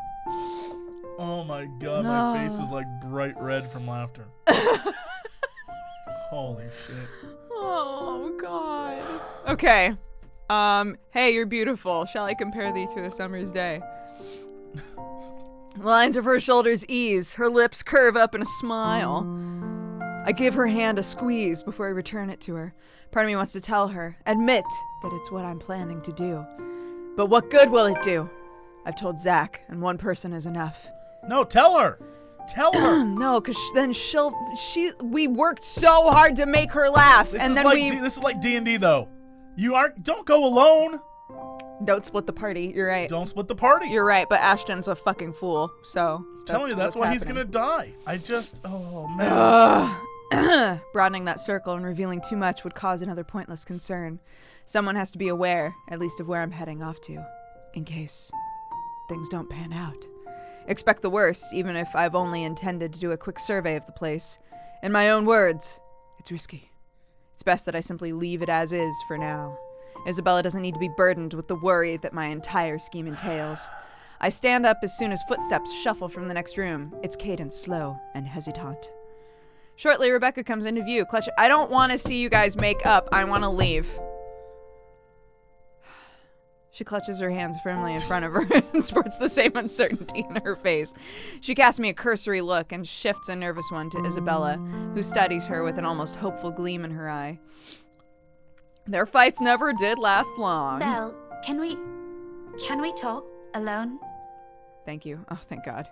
Her interruption could not have come sooner. I'm all the more glad for it. Whatever kind of friendship I share with these two, this remains something for only the two of them. Kind of like me and Zach Boy. I'm the outsider and they don't need me here. It's all the reason I need to peace the fuck out. God bless. I flash Isabella a God quick, bless. knowing smile. I beat a hasty exit out of the lounge and leave them to mend things on their own. Note, he didn't say he left the bar yet. He just left the lounge. She's gonna go outside and she's gonna be like, before you go, I want to tell you my life story. Did you know that when I was 7, me brother, the police chief, who you also are very aware of, who was also a 7-year-old at the time, G thinks for a while. As he mulls over his past, I realize the faint scent of copper is in the air. Is it blood or piping? I'm not sure. But I've been around far too many crime scenes. One time I was at a crime scene where a man was murdered by his wife. Speaking of wife, I wonder what happened to Hannah. G once told me about this girl.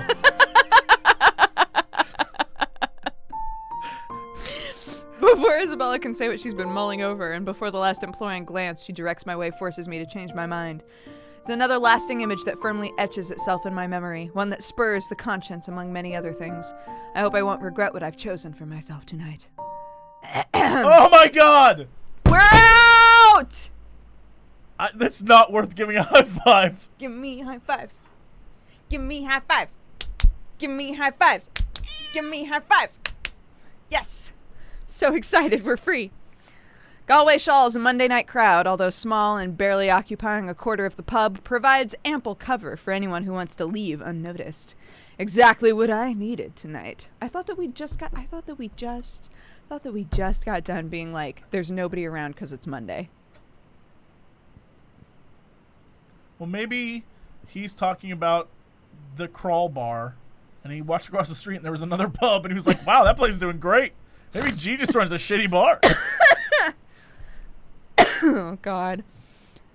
That's what I needed tonight, with the lively music and chatter. Slipping out, mostly unseen, becomes a piece of cake. Without much trouble, soon enough, I found myself standing outside under the chilly Luxburn night. Deluxe City. Deluxe City? A gust of wind picks up shortly after I step out, carrying the telltale smell of an impending rain.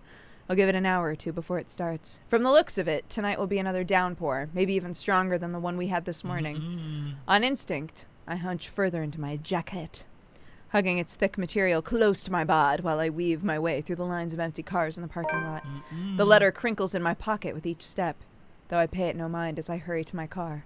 I've nicked it. I nicked it minutes ago from Isabella's belongings on my way out. Damn. If this is all connected, I need this paper with me. However ridiculous it sounds. I'm quite sure it won't be missed either, but I can't waste time here and wait for her to find out, can I? 4 hours is all I'm giving myself to get this done. You know what I think might happen? Is that he'll find Mariana. And she'll tell him about the note. He'll find Mariana, and maybe he'll get stuck down there with her, but won't necessarily die. You are much like I am. Fingers cross you. Well, here's the thing. Yeah. Someone who's currently at the residence needs to inform everyone that the letter part of the curse is fake. Right. So, out of the people who are there, and the only people who know right now is Marianne, and if Ash goes and finds her, that'd be 2. One of them, there just has to be, one of them has to live. Has to. They can't both die. I just don't. I feel like in the end, Ash is gonna be like, blood. I love you, Bella. He's gonna be bottom, and he's gonna die and then come back to life, and then die and come back to life. I like it. Wow, this is Shakespeare. 4 hours is all I'm giving myself. 3 if I'm inclined to go by the rules Z-Man set. But when have I ever done that?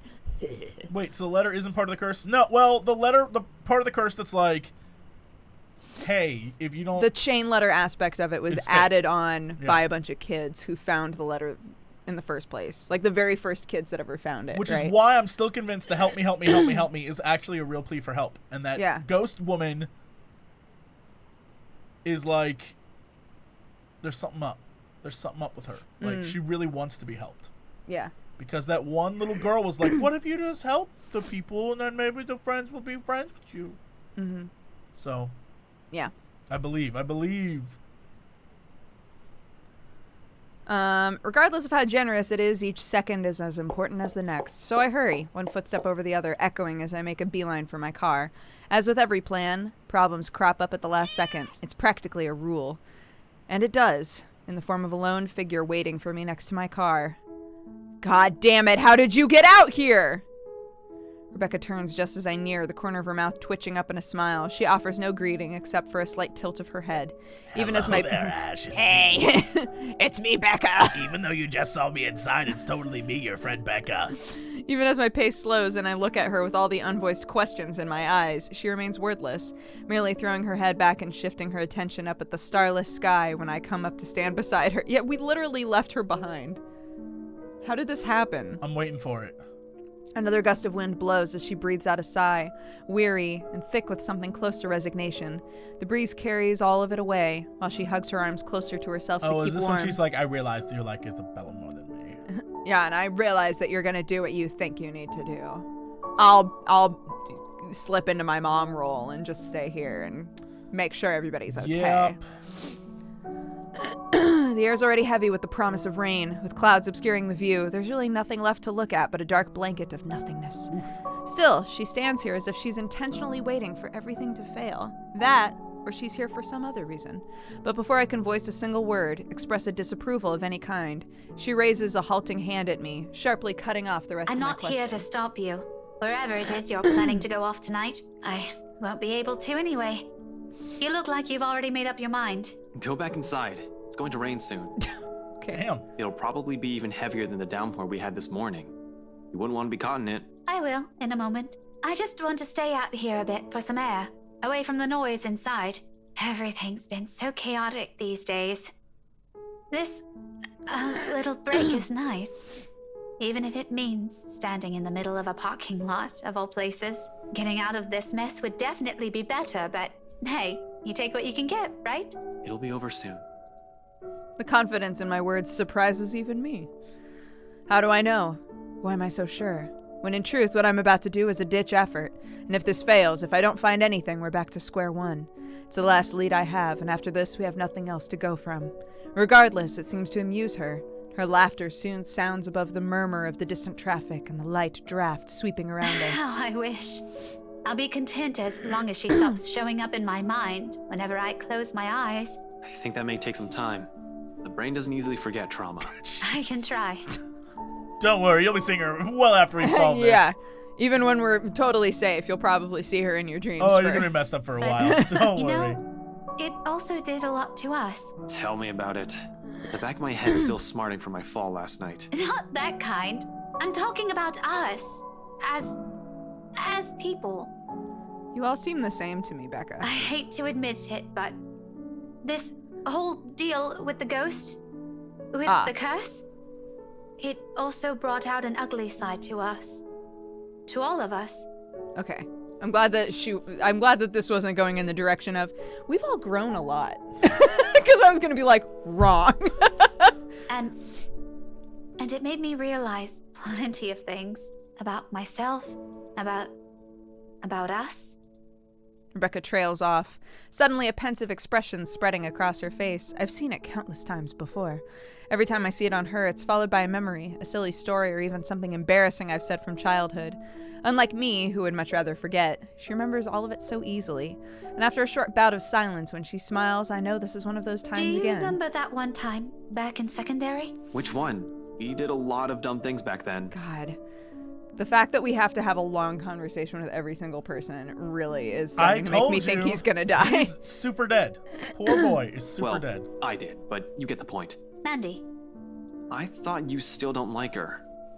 Don't tell me you've kept in contact with her. Are you guys friends now or something? Oh no.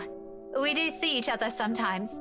On the way to work or when I go out for lunch, but it's nothing like that. We're not friends. Not in this lifetime. I don't think so. I don't think we'll ever get along, but if it wasn't for her, we wouldn't even be friends, yeah? You stood up for me that day. And from then on, things have changed. She makes it sound like I'm a hero. Mandy was in the wrong, of course. Oh, Mandy was in the wrong. Of course I would defend her. No one's going to stand up for her. Who else would? Chances are, it would have escalated. And who knows, maybe she would have stopped going to school. Or transferred. Any decent human being with an ounce of sense should know better. I acted because I know what I'm doing is right. It's as simple as that. Yet she smiles as if it meant more than that. A fondness that goes beyond nostalgia. I guess what I'm trying to get at is, this time, I don't want this to go unsaid. When it rains, it pours. That's what this is. This is another life lesson, this thing. Ash spent his whole life alone and sad and single. And now he's got a gorgeous redhead after him, a gorgeous brown-haired girl, and to be fair, a ghost. He's always had a gorgeous redhead after him. She just never, sacked up and said anything. Yeah, but now I'm saying right now he's got 3 women who want him. It's true. Yeah. One might want to kill him. I mean, really. One thinks that he's garbage, but that will always go unsaid. Yeah. And one is obsessed with him to the point of a psychosis. Yeah. But she's about to admit it, and I think that that's the first step, right? First step, yeah. You know, just in case something happens, Ash, I've always been in love with you. Aw, she straight up just said it. I'm proud of her. She says it so plainly, holding my gaze and in a voice too frank that her admission stuns me into silence. Like the wind has been knocked out of me in one fell swoop. No words will form, not even a single coherent thought, as the meaning of her words bear down on me.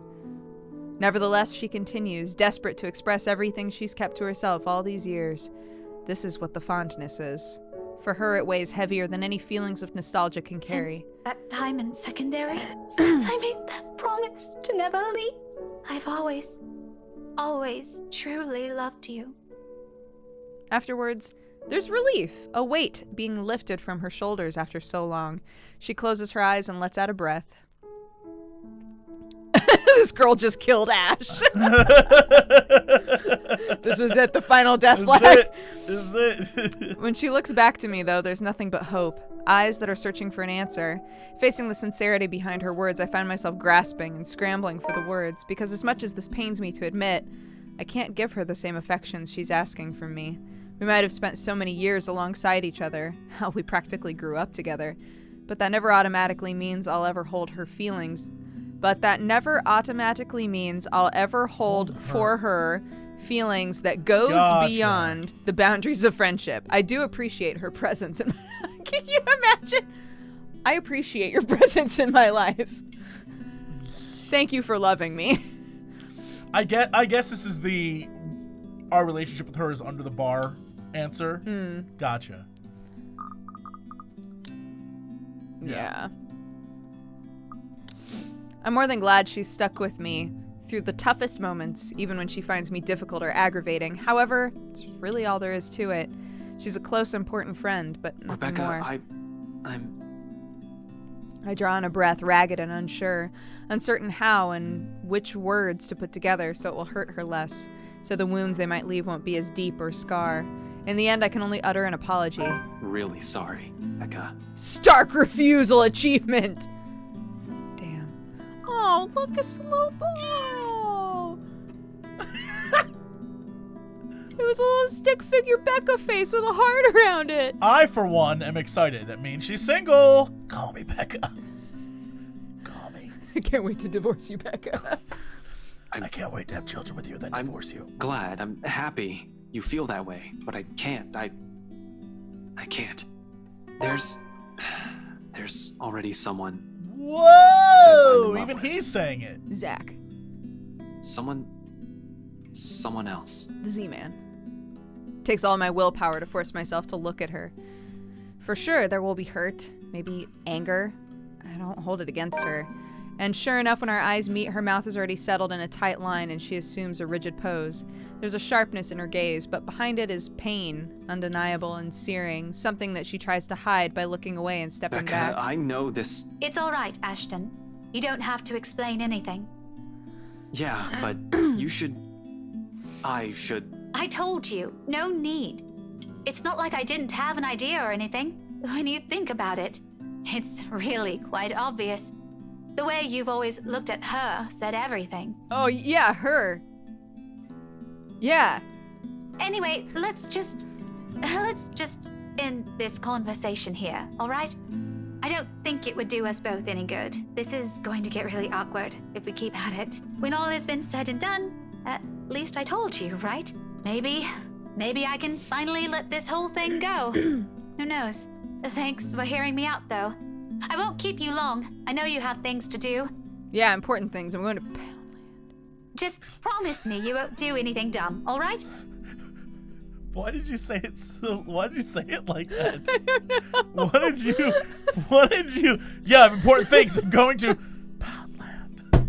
Why did you say it like that? I don't know. What was?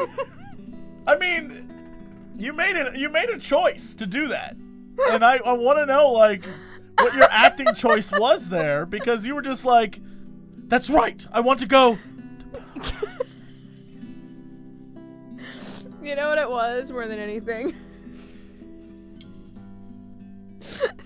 It was me starting a goof and realizing it was gonna be stupid.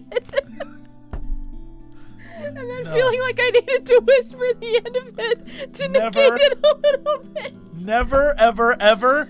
All of my goofs are stupid. You goof 100%. If you goof 100%. Even if it's terrible, you 100% that goof. Oh my god. She doesn't wait for an answer. She flashes me one last strained smile before walking away, while the only thing I can do is watch her retreat. In that one moment, one conversation, something breaks between us. Something irreparable. A different kind of regret, haunting me amidst the silence of my car as I drive off and leave it all behind. Oh my god, why are we still here? We drove off and left it all behind! I'm driving out of Deluxe City and heading straight for Anselm Village. In the distance, flashes of lightning light up the horizon, white and sharp against the black curtain of the night. Here we go. Thunder threatens with a rumble, and seconds later, echoing long across the sky. With one last roar, the skies open in earnest. Oh, it's after midnight. Oh, I see. It's after midnight. Oh my gosh. Well, chat, I know that we literally just got to this mansion, but I have to pee. And we're gonna have to go back to our last save point. We fucking finally got here.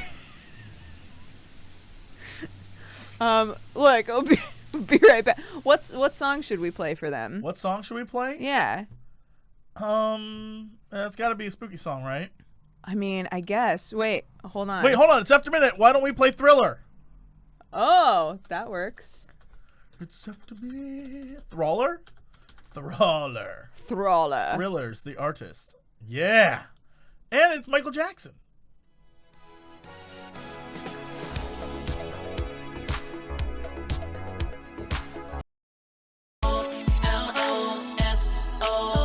L-O, living my life, ain't got stress no more. I'm putting on my shades to cover up my eyes. I'm jumping in my ride. I'm heading out tonight. I'm solo. I'm Han Solo. I'm Han Solo. I'm Han Solo. Solo. Feeling like a star. You can't stop my shine. I'm loving Cloud City. My head's in the sky. I'm solo. I'm Han Solo. I'm Han Solo. I'm Han Solo. He's on solo. He is Han Solo. Greatest song ever. Greatest song ever. It's Bug Bolo. It's Bug Bolo. It's Bug Bolo. It's Bugabolo. It's Bugabolo. You might have to shut that off, or it might play the next song. I already I shut it off. You did? God, you're so much more professional than me. Wow, who knew? Do you just let music go forever? I think this is a good look for me. Oh my God, that's crazy.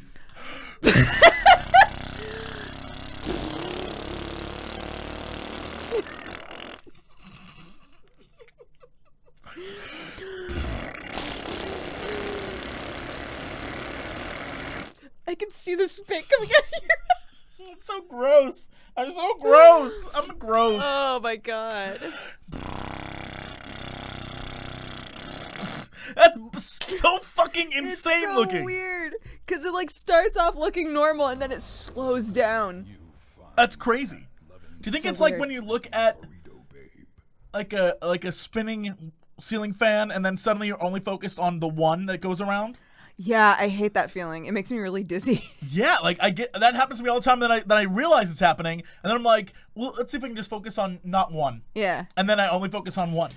Something that's similar is when I'm in the backseat of a car and I'm looking like out the window, and if it's a lot of the same, like say that there's just grass, right? You focus on like You the start one. focusing on Yeah. like one thing over and over again, and you can't just like let yourself see the full picture anymore. Do you think that's part of the brain that like?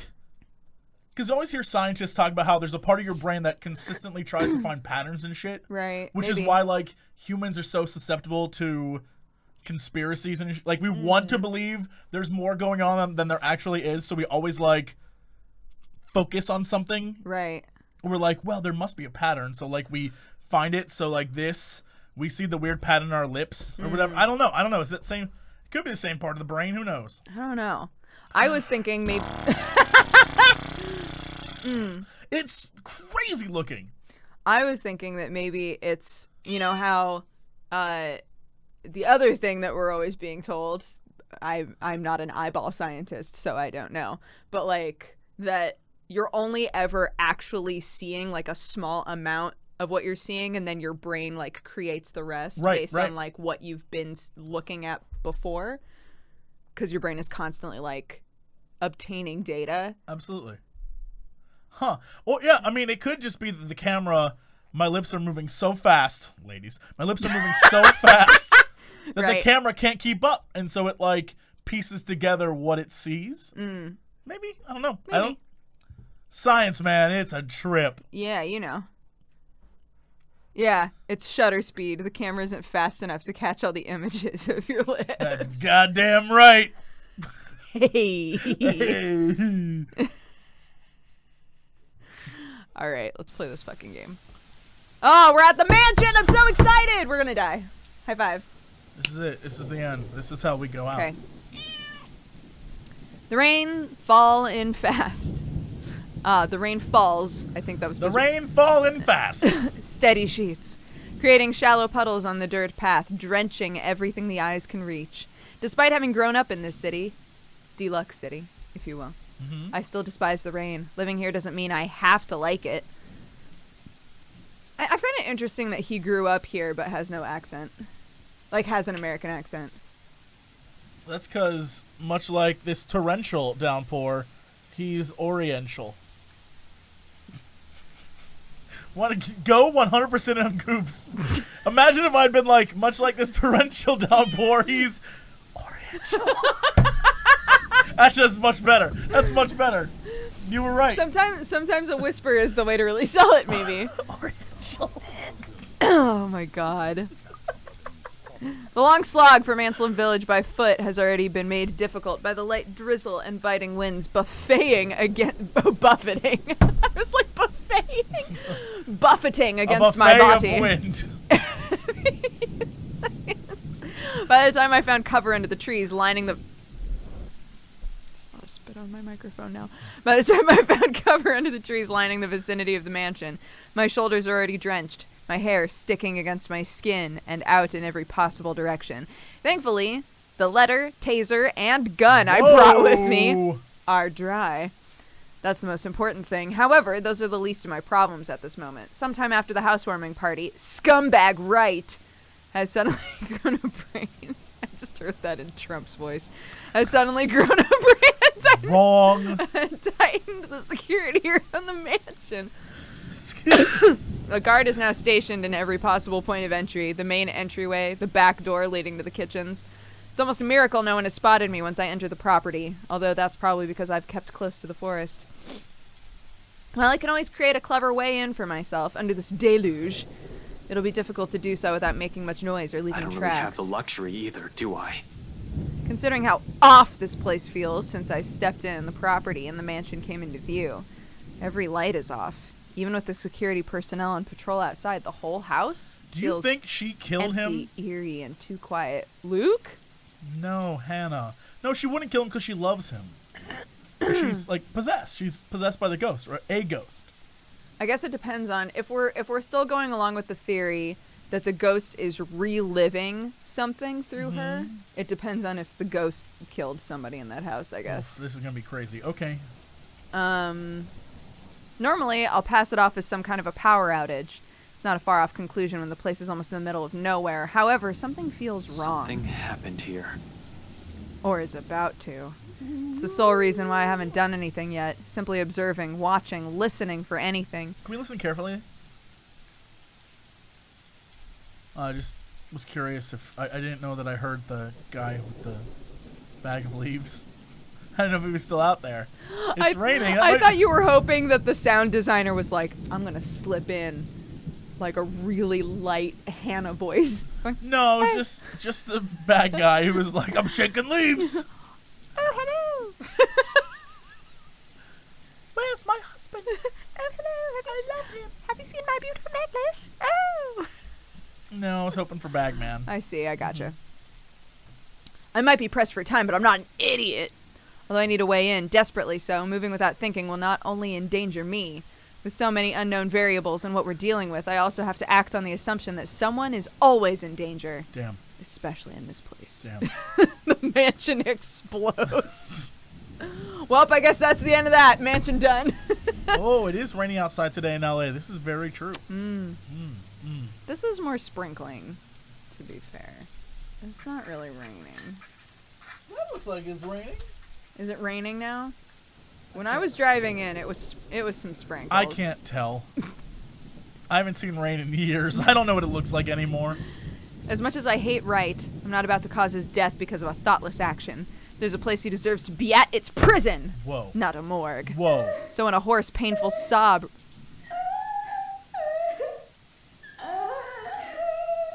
That was two at the same time.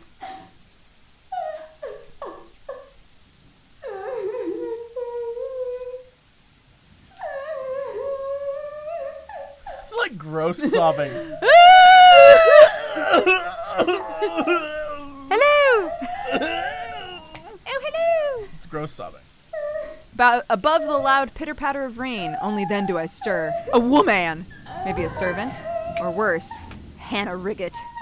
It's coming from the forest?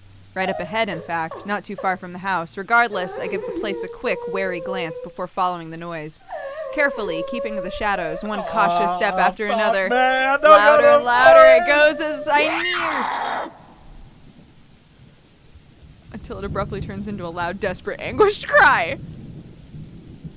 I break into a run, one nervous hand ready on the gun holstered at my hip, the other raised for balance as I scurry across the dense understory.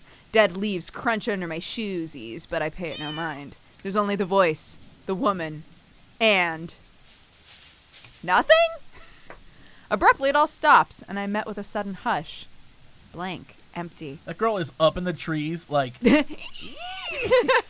a fucking spider monkey. Just waiting to jump on your face. Even with my labored breathing and pounding heartbeats against my ears, behind me, another branch breaks. God damn it. And... God damn it. She does want help. like on the thing. Yes. Oh no, but the laugh. Come on. Dread surges within me while I spin around and take a hard step back, ignoring the chilly pinpricks crawling at the back of my neck. Before I can even meet her eyes, the world unexpectedly pitches sideways, tilting and tilting until the ground beneath me crumbles. My hands fight for purchase, only to meet air. By then, it's too late. My foot slips further and the rest of my body follows. Dark spots blur the edges of my vision. Black tendrils twist and coil around my limbs. Soft footfalls echo from the distance, scurrying, scampering, moving in an odd rhythm with the sharp, piercing notes of her laughter. Whoa.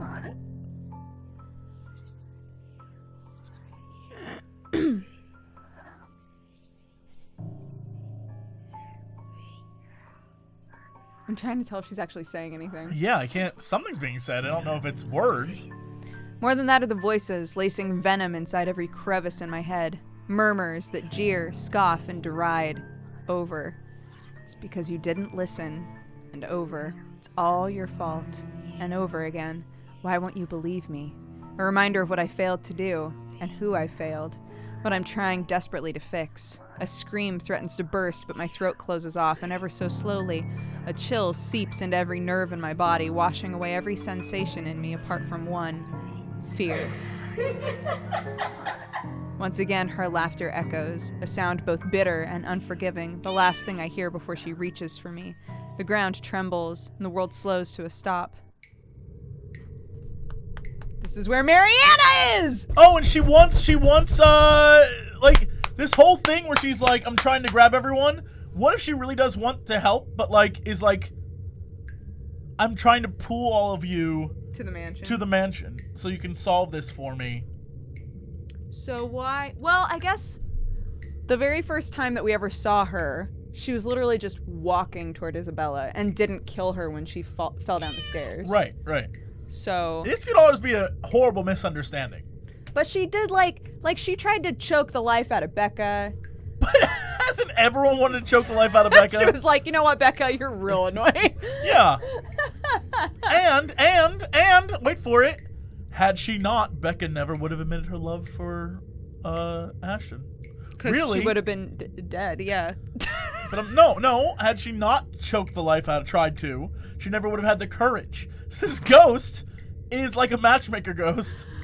And the laugh is because she's so happy and jovial. She's like, right. I'm helping you fall in love. What about... Think about it. Okay, what about when she was pretending to be the girl that Mariana was in love with? How is she helping Mariana then? Being like, come into the shadow realm with me. We'll be happy here. She was a two-headed sex beast. I would have gone to the shadow realm at that point. Mariana's stronger than you. Yeah. Mariana... But had Mariana not been tempted and then gone to find the mirror and then break the mirror, she would never have entered this area, thus finding the letter, or not the letter, but the camcorder. And then the ghost showed up and was like, what I fucking tell you. See? I'm telling you, I think this is all like, the ghost was brutally murdered and tortured.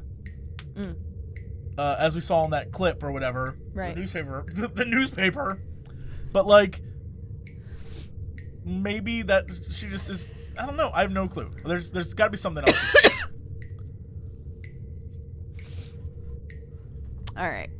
Half darkness greets me when my eyes finally snap open, the soft patter of dripping water somewhere spurring my consciousness further.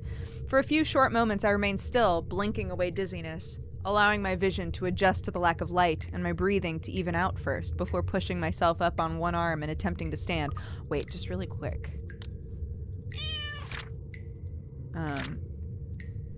Yeah, you said you loved her, and then I want to see what day Mariana got trapped.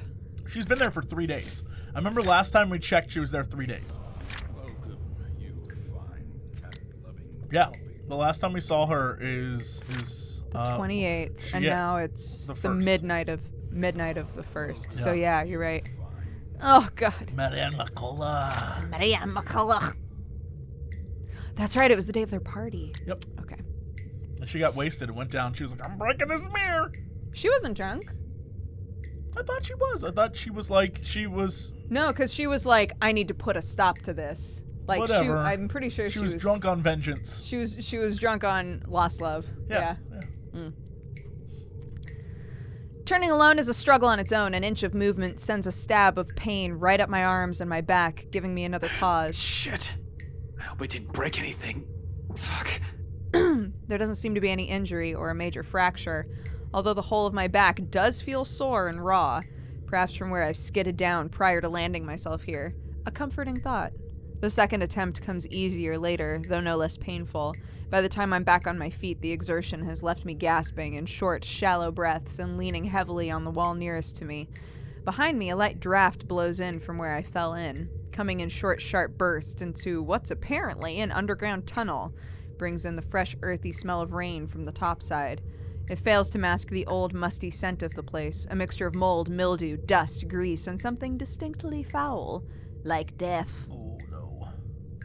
More worrisome than the putrid, festering smell, however, are the cells that line both sides of the tunnel. Under the dim light, I can barely make out what's inside on some of them, but I already have a few ideas, all of which I refuse to delve into at the moment, knowing how long this mansion has stood. Somehow, no matter how unexpected finding the existence of this place is, it isn't too I surprising. wonder if Scumbag knows about this. Probably not, unless he's also the kind of person who takes joy in inflicting this kind of suffering on others, which... I mean, we don't know. We don't know. We don't know. We haven't done his storyline yet. We Yeah. haven't heard his long narrative pulls. Hopefully he's in chat. Taka, I'm sorry. If you're in Tucker, if you're in chat, we'd love to. If you're in chat, tell us how long are your inner monologues? Do you have a lot of inner monologues? He's rotten to the core, but not that rotten. You think he's a murderer, right? But he not thinks he's that type of murderer. He thinks he's a murderer, though, right? Like he thinks he literally is murdering people and writing words Like, in their in their blood. blood. I mean, he's not that But rotten. he's not that rotten. He'll probably balk at this, move out at the first opportunity, and have it demolished. The very idea of what's occurred in this place years ago makes me reel. I've known long ago places like this tend to hold secrets. This, though, if this is the tip of the iceberg, I fear what I may discover in the mansion itself. How do you even open these? There's no, it's not like a door. Anyways. It's a very good question. It's a solid question. Fear is inconsequential. As unpleasant as the sight of this is, the place might also be the only way for me to get inside unnoticed. Sighing and taking one last gulp of clean air, I push away from the wall and delve deeper into Let's the just passage. hope it'll be smooth sailing from here on. Turns out, alone is too much to ask for this early. Mariana McCullough. Oh yeah, they're probably trying to get you to think it's a ghost, but it's probably Marianne. Yeah. No 20 paces into it, another sound abruptly rises above my footfalls, rebounding off the hollow walls and echoing inaudibly across the whole span of the tunnel before fading away just as swiftly as it rang. I paused, nevertheless, straining my ears for more of it while I gradually move my hand to my side, slow and steady until the tips of my fingers brush off the gun's Yo, handle. it's a ghost. You shock a ghost. You don't shoot a ghost, obviously. Or you smack it with a book. Or you smack with a book. With knowledge. Knowledge is a ghost's worst enemy. It's true.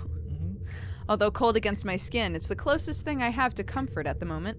For a long minute, I wait, holding my breath, watching every form, edge, and shadow at the corners of my vision for movement. After a heartbeat and nothing, I allow the tension to ease out of me in the form of a long, slow exhale that reverberates around the whole passage. Who's there? Perhaps it's because of what happened earlier and how I've ended up here. Maybe it's because of my training. In spite of the panic and fear in that voice, I don't immediately answer. Instead, I pull my gun free from its holster and wordlessly draw closer to where the voice rings out once again. Afraid. Frantic. Weak? I'm asking you a question. Who's there?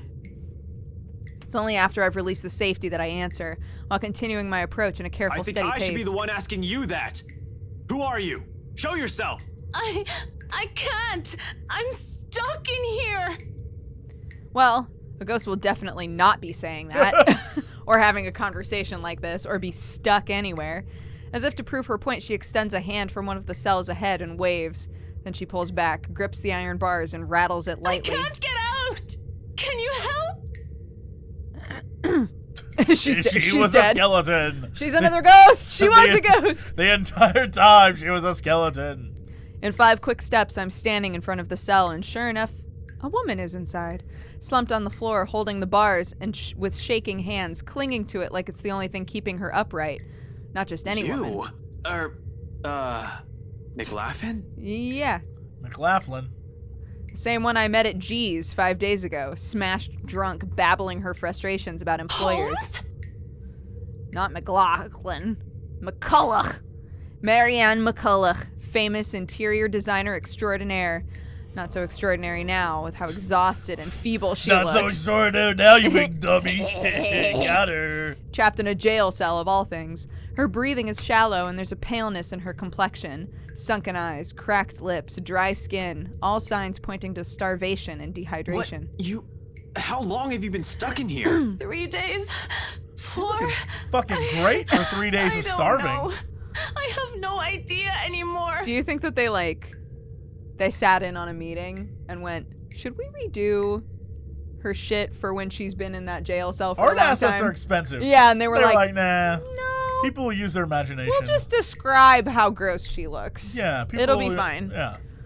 I just fell in and that woman, whatever. Can you get me out of here? Please. In a moment. No, Ash, now! But I just here, need to know. go feed yourself first before you fall over. I fish out an energy bar and hand it to her. She's Yangs. lucky. I always have one. I always carry one Yang's energy bar. For sudden emergencies or extended stakeouts, a little sugar to keep me going. Yang's energy bar. A little sugar to keep you going. Like A any little starving sugar person. to keep you A going. little sugar? She wastes no time making a grab for it, unwrapping it straight away and taking in whole mouthfuls. Relief washes over her face on the first bite alone, although she's going to need more than that if what she has said is true. Also, water is way more important She than needs an water energy bar. really bad. But I mean, he doesn't have water on him. He's got an energy bar.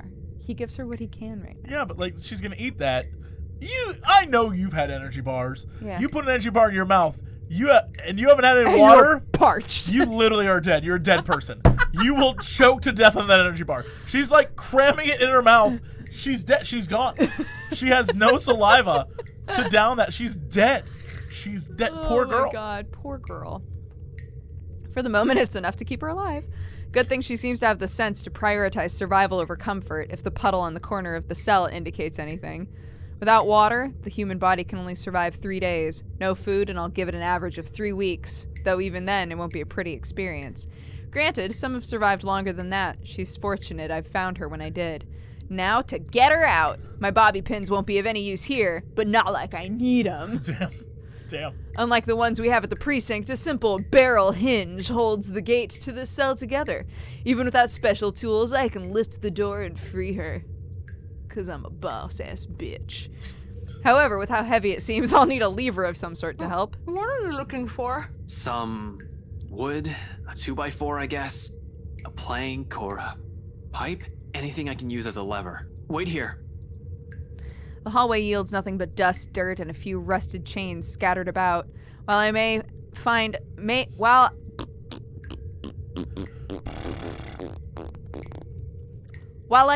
something in one of the open cells, I'm reluctant to check or even step in. We can't have another person trapped in here. However, McCulloch ended up inside. My head snaps back to her and she hands me a fucking bone. That's what I'm gonna guess. Nope. Okay, that's fine. McCulloch She had extricates that in there? a wooden board from under the mess of hay and twine.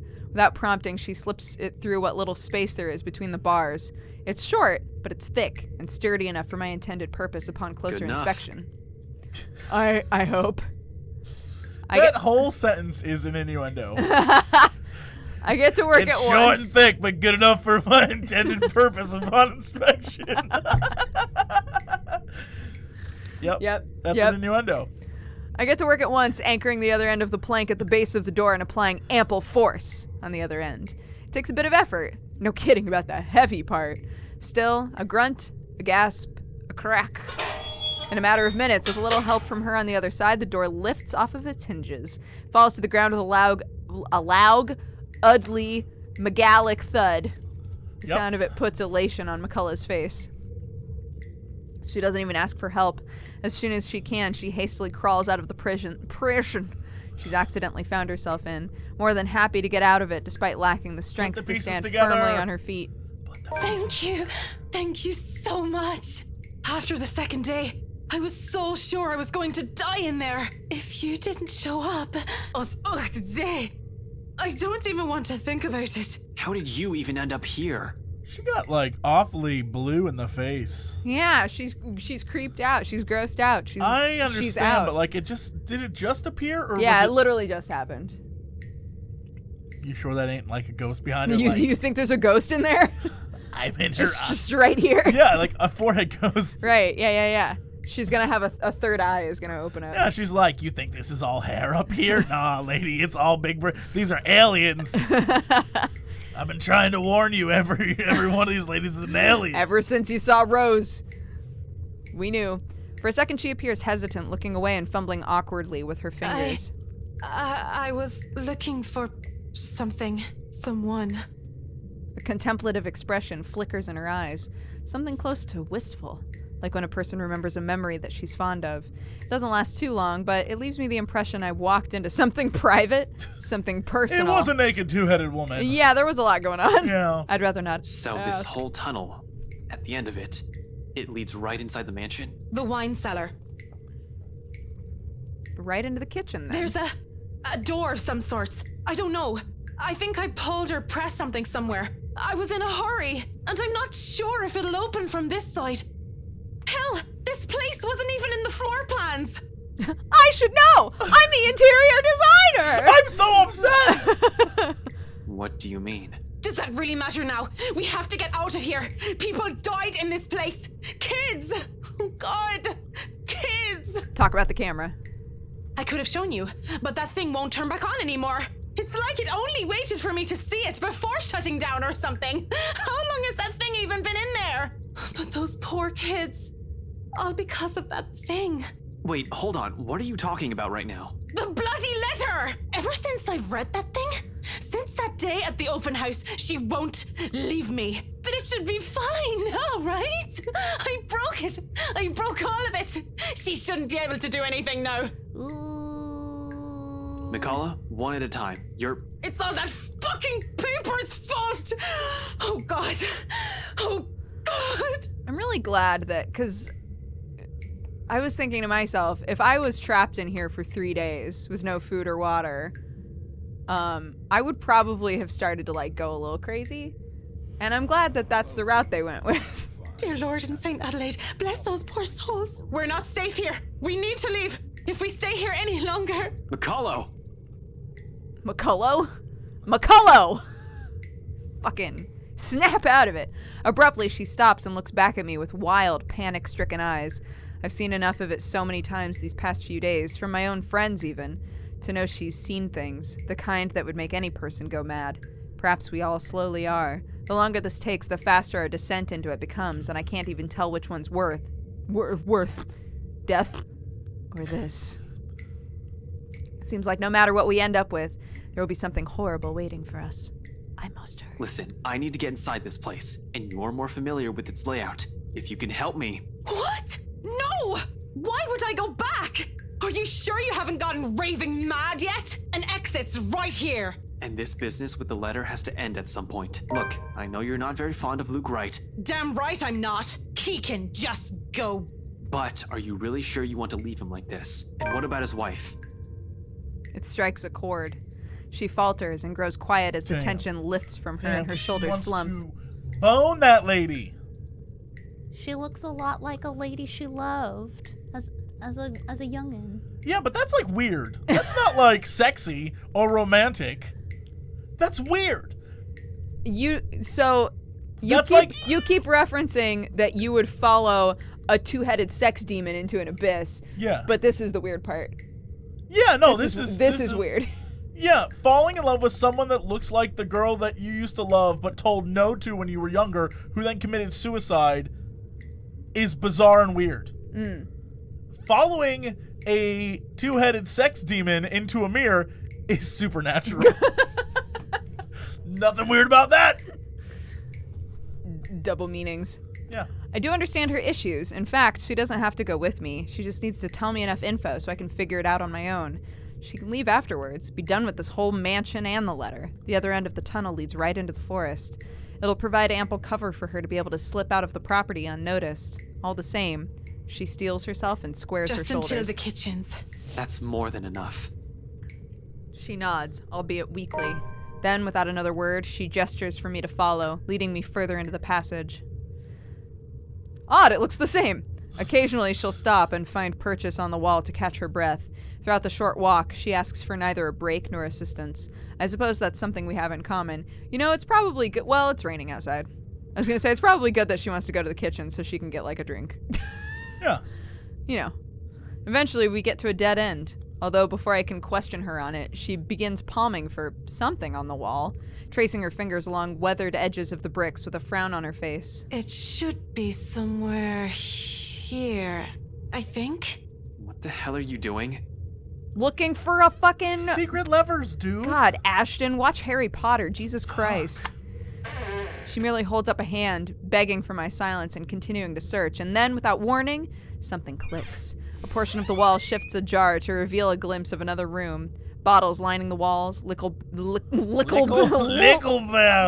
barrels. The wine cellar, indeed. The ladder to the kitchen is on the far end of this room. Surreal. This is all nothing but a surreal nightmare. After everything, should this even surprise me? Ghosts, curses, hidden passages. I can't even bring myself to question the existence of the door anymore. I simply follow her to the undercroft without a single question, in spite of a number of them already swimming inside my head. As a kid, I used to crave for this kind of adventure, the stuff of mystery and detective novels, daring chases, interesting cases to solve, suspects to put behind bars, and justice to serve. I was blinded, I admit, and now I simply want this to be over. We leave the door open in case there's a need for a quick exit, especially after she mentions it's only by chance she was able to open the door last time. We can't waste time finding the switch again, on the occasion something goes horribly wrong. There's bound to be, with me feeling this high-strung and tense. I'm not even sure why I thought it would be a good idea to enlist McCullough's help. Although she has been quite helpful so far, I can't shake off this horrible feeling that something's going to happen to her if she stays with me. Even if I'm her safest bet if she wants to get out of this place alive. You really believe that, don't you? Just let us get to the kitchen, please. Did you say something? McCullough pauses mid-step, turning to me confused. I didn't. You sure? I just heard... Don't you think I'll be the first person who'll know? I hate when somebody's interacted with the ghost a lot and acts really, like, up in arms about obvious ghost-related things. Like, did you say something? Because I just heard a person. My first thought would be, it's the fucking ghost. We need to go. Like, I didn't say anything, which means it was a goddamn ghost. Let's get out of here. I want to see Ghost Isabella. I want to see her be like, oh my God.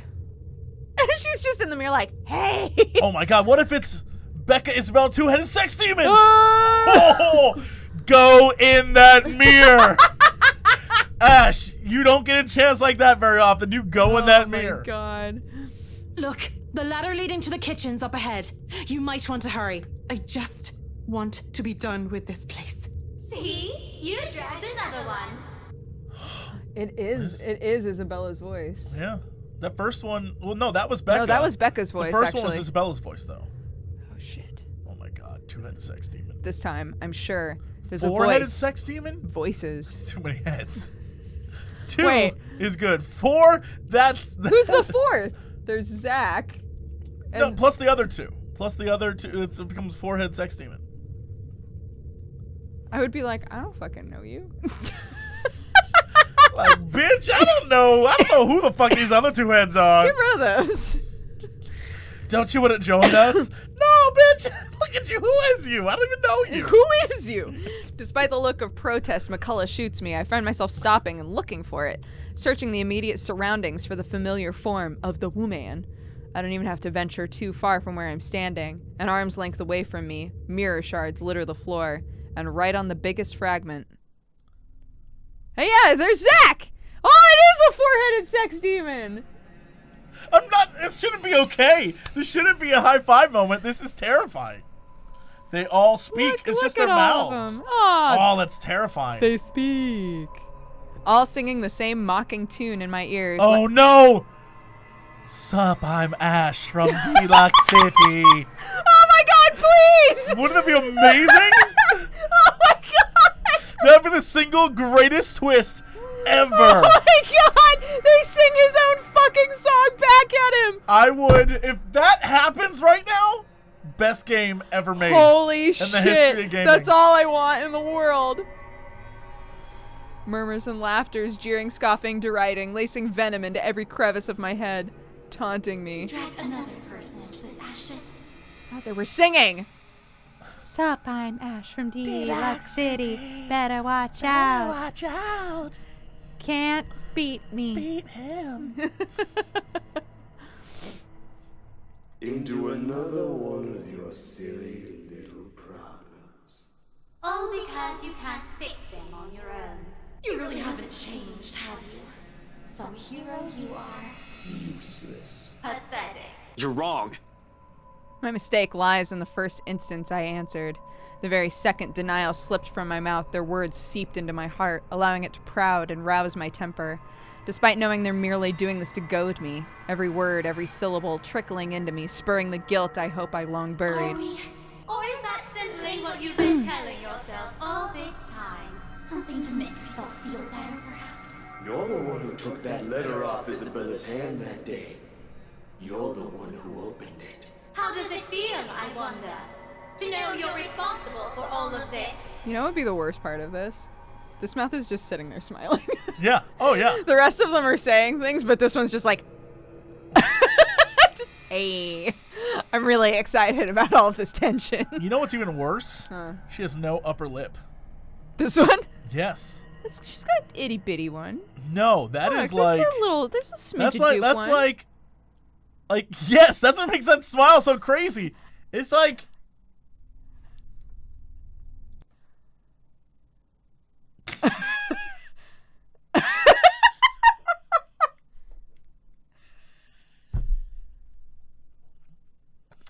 That hurts to do.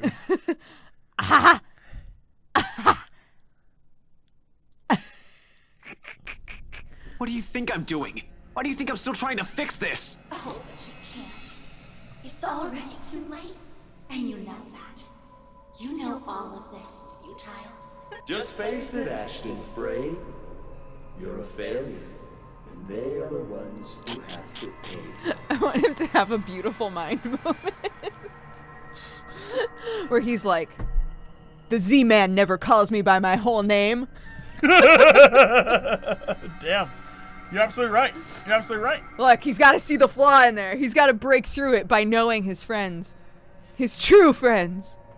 A badge and a gun, and you still can't protect your own friends. Can't even solve And a the case taser, for an bitch. old man. Can't even bring the right to justice. Can't even keep his own family together. No wonder they left you. Before you do the same thing to them. Mom and Dad are better off without little old you, aren't they? It's a good thing they had the sense. Pitiful, isn't it? Some detective you are. Some friend you are. Some son you are. All right, so everything that we've seen of Ashton so far, if Ghost came at me with this, I'd be like, you don't even know me, Ghost Lady. But he's not hearing the ghost. He's hearing the voices of his treasured friends. Yeah, and I'd be like, have you seen my fucking bar? Zach and Isabella and I are really fucking close. And you know what? Do you need to look at my relationships? Have you seen my relationships? Fuck you, Ghost. I got waifus for days, Ghost. Yeah. Yeah. But that doesn't mean that it doesn't hurt. No, it doesn't hurt at all. It bounces off of him. Because he's Ash from Deluxe City. Yeah. Yeah. Hi, Terry! I love you. We're talking to Ghost right now. Yeah, we're talking to ghosts in the glass. You might as well just throw that rank away. You're no use to people either way. Shut it! Uh-oh. It's the Isabella face. I hate this. I hate how this monster easily gets through to me. Every weakness, every insecurity it knows. To hear it said in my friends' voices, even more so. What I hate above all of it is... You know it's true, though. All of it. It's why all you can do is tell us to shut up. You don't want to hear a single word, because you're already aware of it. You can't even admit it to yourself. Who's the coward now? But no matter how hard you try, you're not gonna be able to say anything. Chat is killing me right now. I was stuck in a bar for 2 hours, Ghost.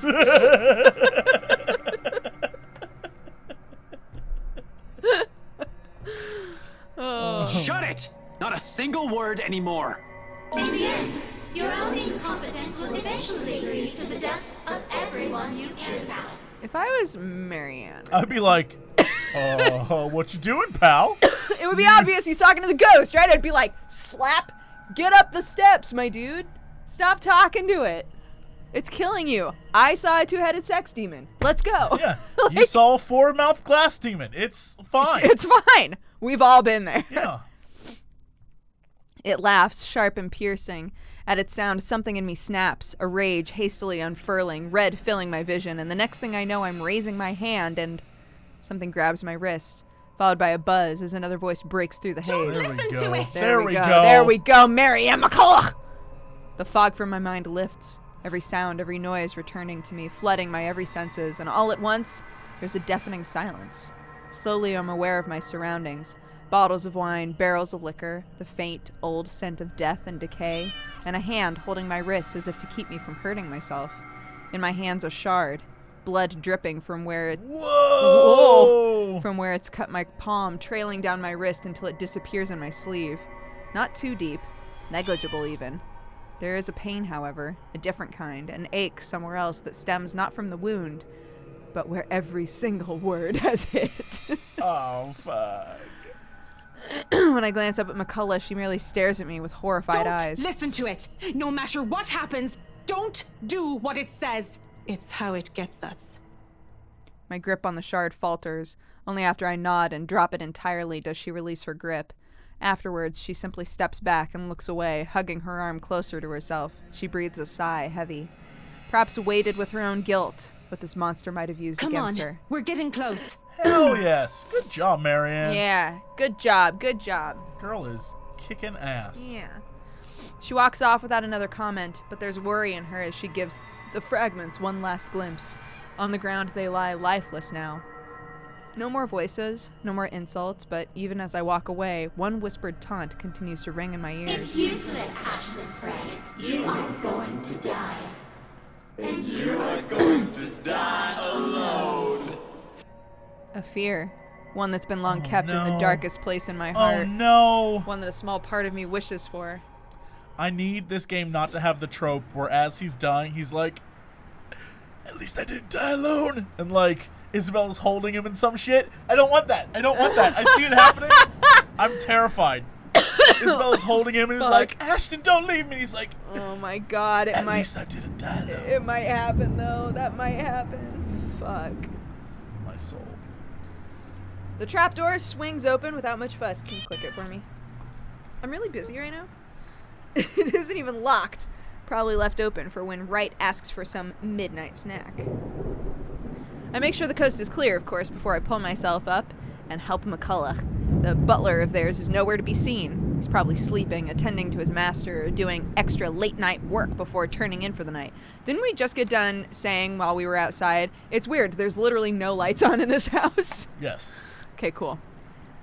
I just like how quickly we go back to, this seems normal. Yeah. Everything is weird. But the like not ghost that weird. Literally just talked to us not 2 minutes ago. It's fine. Everything's fine. Yeah, everything's fine though. Meanwhile, Wright won't touch anything to do with menial chores, not even with a 10-foot pole.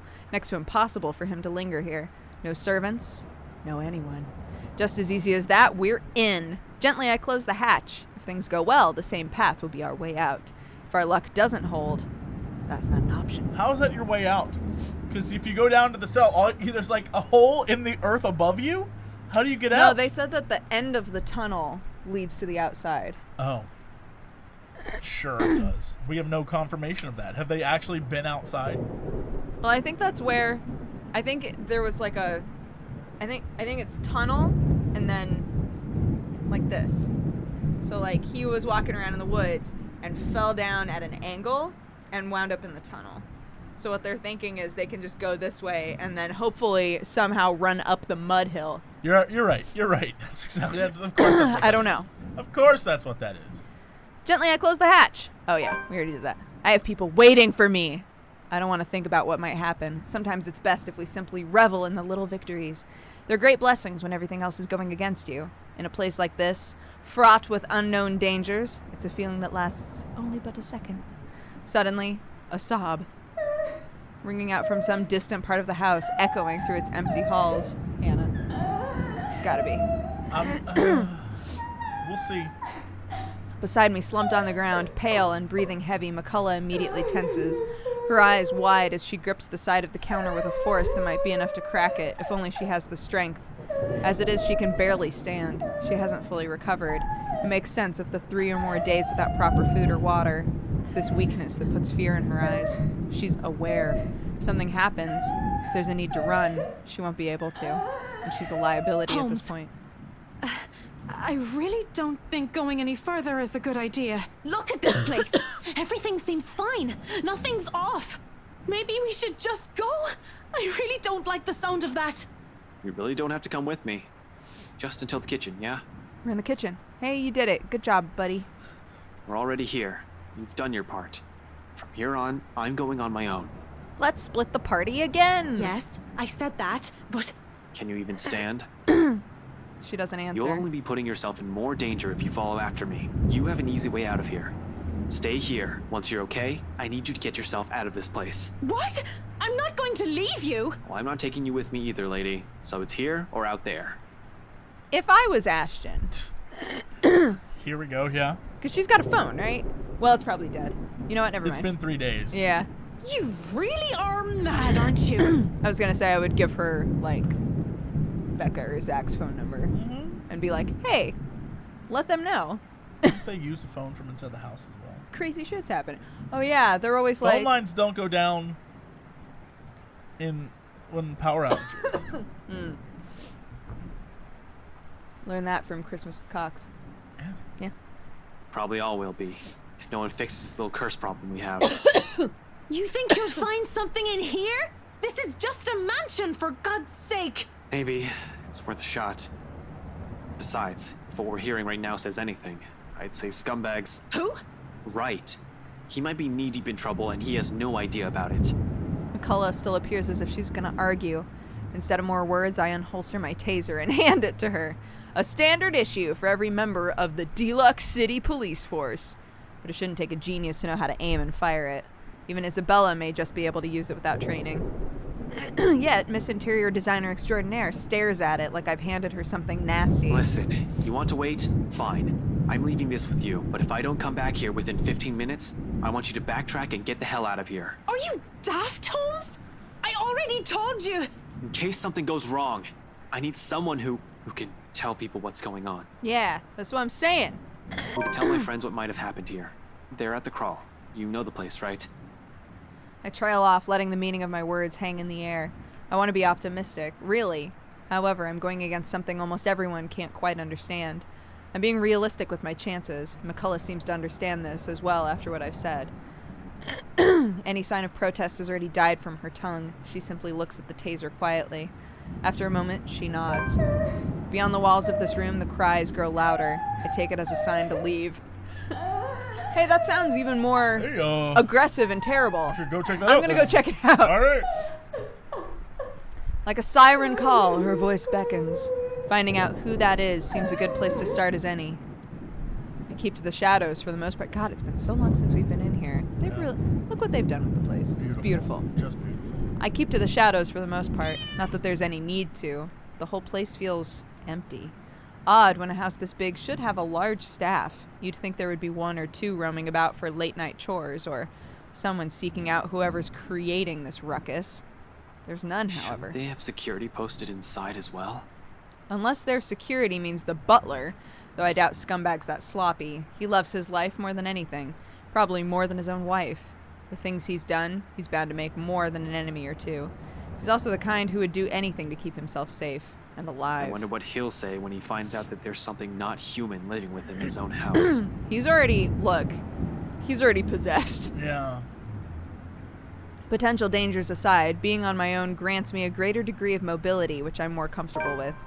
I could have enlisted McCullough's help. Next to the people who own this, she's probably the one who's most familiar with the mansion. But the cons of bringing her outweigh the pros. She's better off somewhere a quick exit in sight. With no tag along, I only have to worry about myself and watch my own back. Selfish, I know. Necessary. But necessary. So necessary. In the same manner, this whole plan is, no matter how idiotic going into this is. Besides, I don't really need a guide when the house's layout is simple, almost mirrored, with only a few modifications in the rooms. Although I've only been here once, I think I already have a good grasp of the place's in and outs. In and outs. Oh my god. Boigas. That's all I'm thinking about now. As long as you can tell which is east and west, shouldn't be hard to find my way around. After the dining room, the main foyer should be the next thing that greets me, where the woman's cries are leading me. Honestly, after what happened outside, I'm not even sure I should be trusting what I'm hearing. With the whole house somehow seemingly devoid of its inhabitants, I'm inclined to look into this. More than surviving the curse, a huge part of this is my training Just speaking. hope this isn't a crime scene I'm walking into. Nothing's ever that simple, is it? Not when you're dealing with the supernatural. Nope. Because as soon as Ash is a stable genius. As soon as my feet cross into the next room, something shifts. Whoa! Okay. Leave. I don't want to be here. I don't want to be here. I don't want to wait for my life to be over. Like, this is just a lot of blood. Yeah. Like too much, right? Yeah. No one has that much blood in them. That's a lot of blood. Everybody in chat is like, well, bye. I'm out, bye. They should fire the interior designer. Mariana was actually terrible. Mariana was a terrible interior designer. Just the worst. Oh my god. In a flash, nearly without fanfare. It happens in the blink of an eye, and I almost miss it. One moment, there's red. And the next? Hey, it's all good. Oh, it's fine. Fine. God. Guys, it's fine. What are we worried about? What are we worried about? It's fine. And suddenly I'm standing alone in the foyer and nothing's weird. For a brief instant, I pause, glancing wildly around the place, blinking twice as if my movements will spur the vision back. And yet, nothing. No blood dripping on the walls, none trailing down the stairs or pooled on the floor, no eyes watching my every movement. Only the same cries, gradually growing in intensity the longer I dally, along with a voice. Whoa. That was Hannah for sure. Definitely. Desperate. Where are you, Mother? Pleading. Mother, please. I don't want to be alone. Coming from the same direction I heard the cries from. What are you No, thinking? I'm not thinking anything. I don't know. Okay. I'm trying. So if she's possessed, I don't understand the mother bit. Maybe that's more. We'll find out. Yeah. I'm trying to remember what was the story in the clipping. The witch girl wasn't related to the family. No, she was right? like a servant. She was she was like a slave girl, right? Yeah, she definitely. The hint was that she was probably brought from somewhere overseas, which is Right. why she looks so vastly different, like an evil Japanese spirit, Right. rather than the like blonde-haired, blue-eyed British folk. Right. Coming from the same direction I heard the cries from, upstairs. The place is not entirely empty. A better question now is, who? Definitely not Scumbag or the butler. I've yet to see hide or hair of them, and not knowing their whereabouts put me on edge. I have to be careful not to make any noise or be seen. Maybe it's the wife, though one can't really tell if it is her, the way the walls echo her voice. Nevertheless, it pushes me to move, taking almost 2 steps at a time, despite the sickening feeling something's lurking behind every shadow, every small corner that I pass. As if the house has several eyes watching my every movement. As if something alive dwells behind the walls itself. God damn it! Okay, back we are. With a laugh. Okay, that's cool. We didn't even get to move. Come on! Like... Click it or ticket. You know what's... Just really quick, though. Yeah? You know what's gonna be the best part of all of this? Is when the game is actually over, and we can finally find out the ways that this game can wind up different. Oh, that's true. Yeah. Because I've continued to be curious ever since we saw the end to Hannah's story, and somebody was like, huh, interesting. My ending was completely different. I've been so fucking curious to know how different this game can be. Obviously, don't say it in the chat now, because I'll be very upset with you. But when we're actually done with the game, I would love to know, like, how vastly different the endings can be. I imagine greatly, right? I would assume. Anyways. I'm trying to shake the blood off. All right. Try to shake it off. The uneasy sensation is already made. Oh, God, is she in the fucking attic? Yeah, of probably. course. God damn it. The uneasy sensation made a home at the pit of my stomach. What? I don't know. Is it possible for a ghost to have a split personality? Like one part's like the happy one side that ghost? wants help and one side that wants to kill everybody? Yeah, I don't know. I don't know. It only grows deeper the closer I get. The relative emptiness of the place doesn't help either. Neither does the harsh wind battering the windows and the sheets of rain pelting on the roof. For a fleeting second, I find myself wishing for Scumbag to show up. I don't get too far down into that train of thought. Abruptly, the cries stop. Replacing it with... She's here. She's here, Mother. She's going to take me. She won't leave, Mother. I don't want to go with her. Tell her to go away. Mother! Mother, she's here!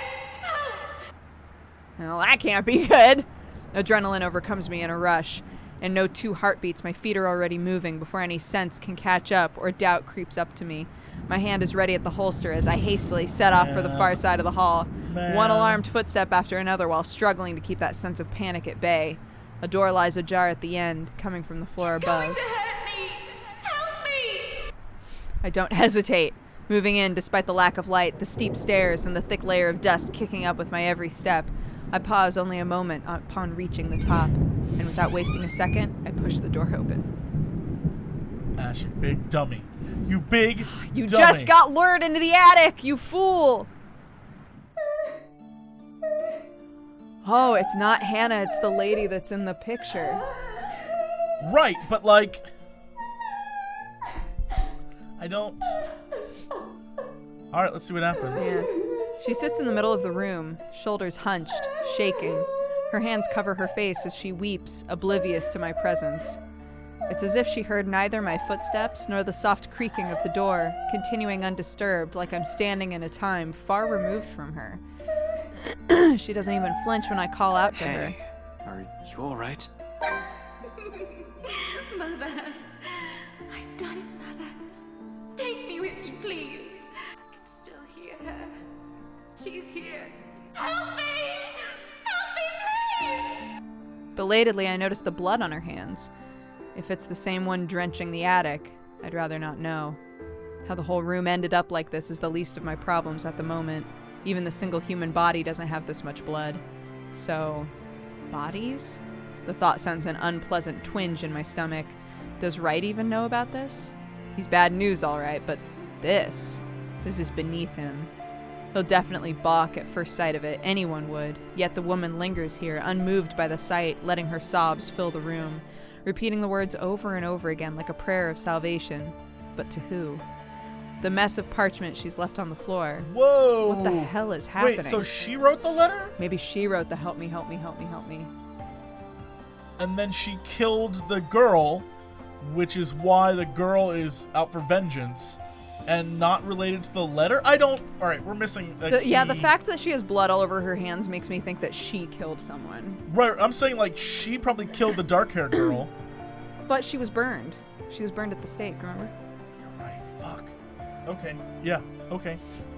Hey, lady, are you? Oh, maybe she's been there much longer, and that girl caused this girl to kill everyone? Oh, and maybe. So she's just another victim of the spirit? Maybe.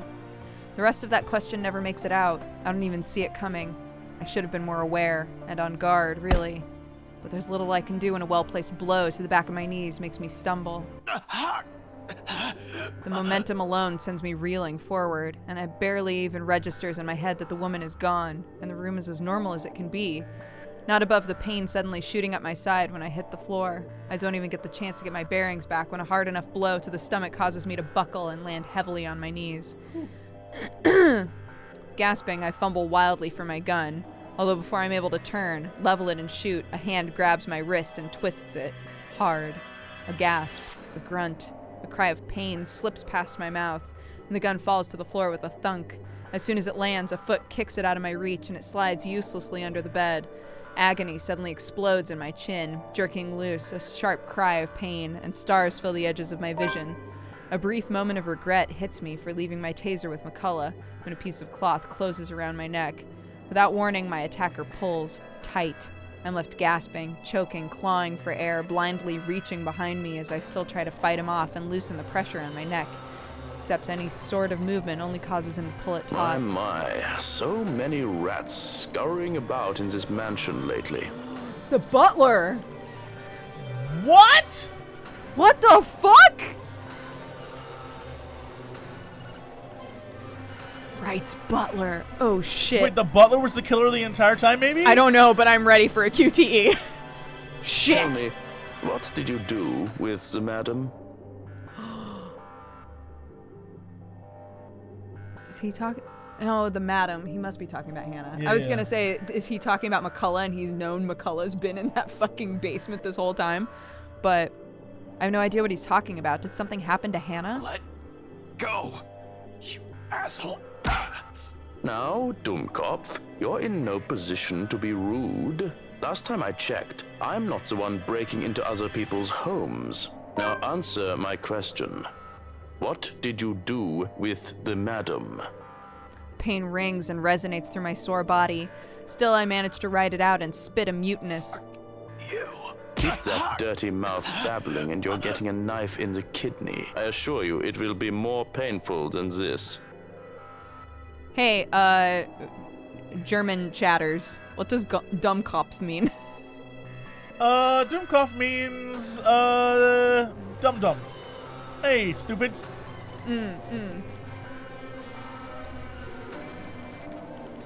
Yeah, idiot, dumbass. A dumbass, an idiot. Okay, cool.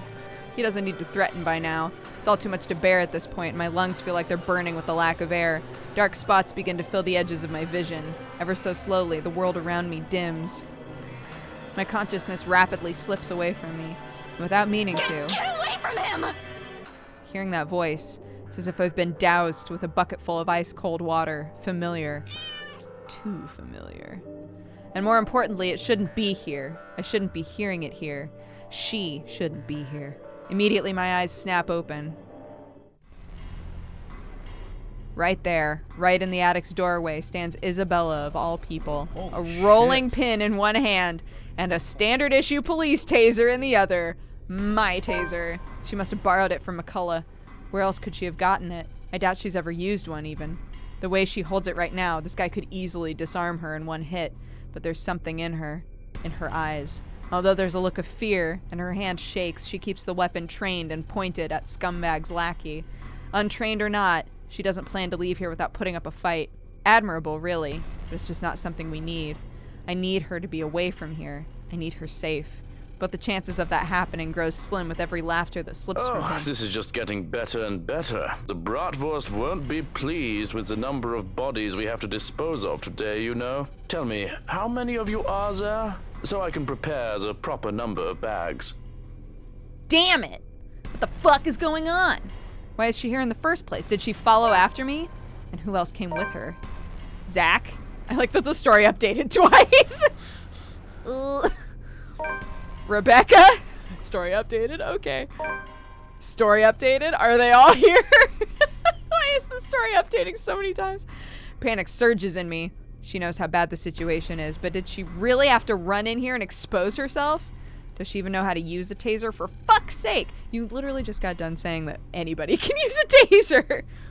More than worrying for my life, it's her that I'm concerned about. Getting strangled, dying by choking is not part of the plan, but her following me here, that isn't either. This is why I prefer to do things alone! This is why I'd rather be the only one taking the consequences. I don't even want to think about what this bastard might do to her after he's done with me. Though my voice comes off as a croak, I try to tell her as much. She has to leave. Stay far away from her, from here, and these people. Don't! Damn it, Isabella! Get out of here! Another bout of pain erupts in my side, cutting off my words. A cry of agony bursts from my mouth. I can taste blood on my tongue as I heave, attempting to get in as much air despite the towel still coiled around my neck. I feel like Ash has had some opportunities to be like, I didn't do anything with the madam. Like, please explain, I'm a detective. Yeah, I'm a fucking detective. I might look like a vampire hunter, but I am actually a detective, please. Ash? You're going to lose air quickly that way, Dummkopf.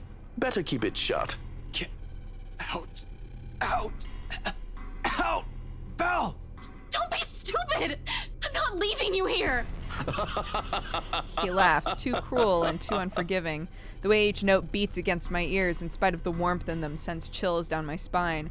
This is a man whose hands have already been stained with blood before, and he won't I'd hesitate. follow his advice if I were you, little girl. What could you possibly do with a toy? Just hand it over and be on your way.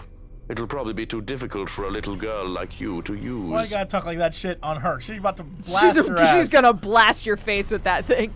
There's a moment of silence. Fuck, I can barely keep my eyes open. And the next second, though I still don't exactly understand what's happening, Isabella shouts. Not a cry. Oh shit, she's pissed. Achievement unlocked, late bloomer. Not a cry of pain, not a yell of panic, but one that's resolute, firm, perhaps in a tone that's leagues fiercer than any I've heard from her before. Me. Ashton, duck! He can't do anything. He's choking! But he does, somehow. He does anyway. More out of instinct and desire to survive, closing my eyes before my mind can fully process what's going on.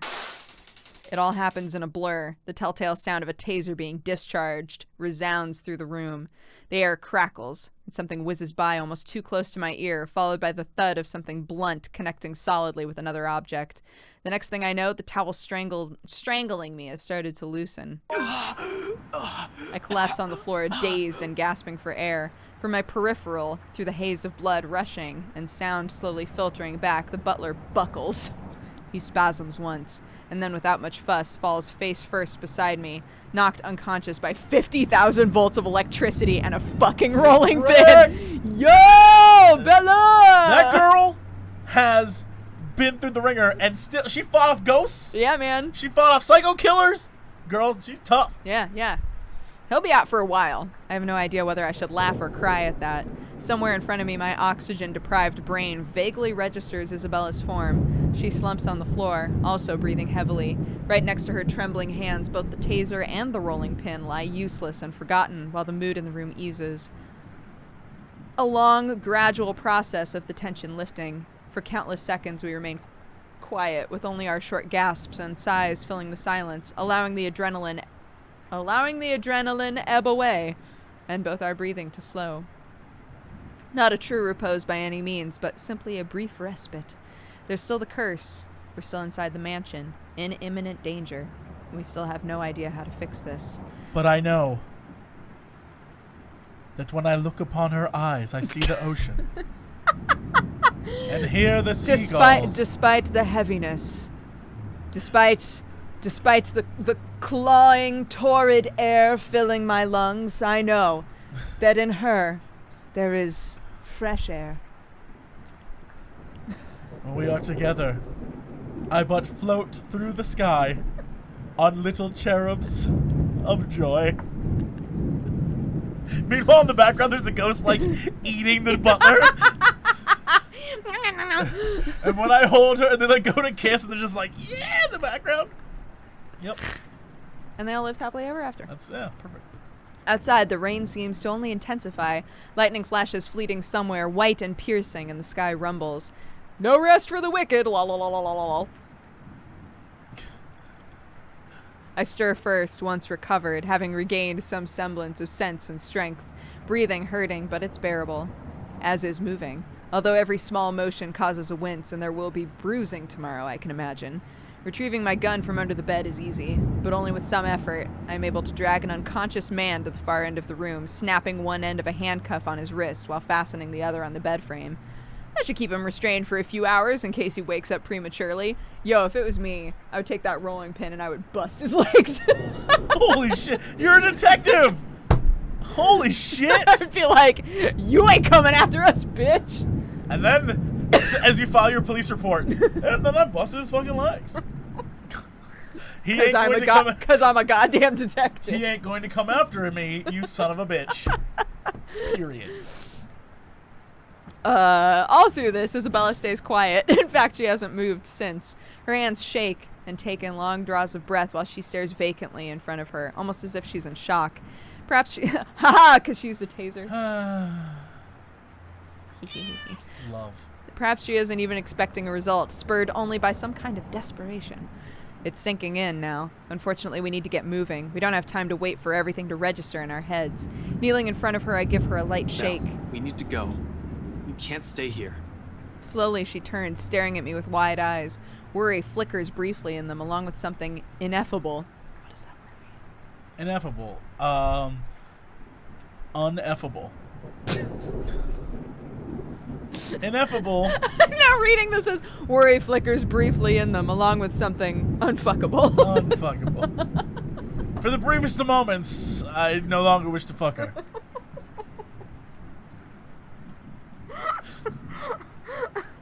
I find the worry in her eyes deeply unattractive. I find it very unfuckable.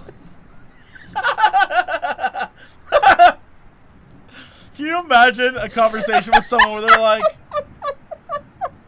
my dear, I find the worry in your eyes unfuckable. I want to be in a relationship where at some point in my life I can say, I find the worry in your eyes unfuckable. Chat, what does ineffable mean? The best synonym I can find is indescribable. Okay. He sees something he doesn't quite understand in the pale blues of her eye. Wait, she's got brown eye. Something whatever. Unfuckable.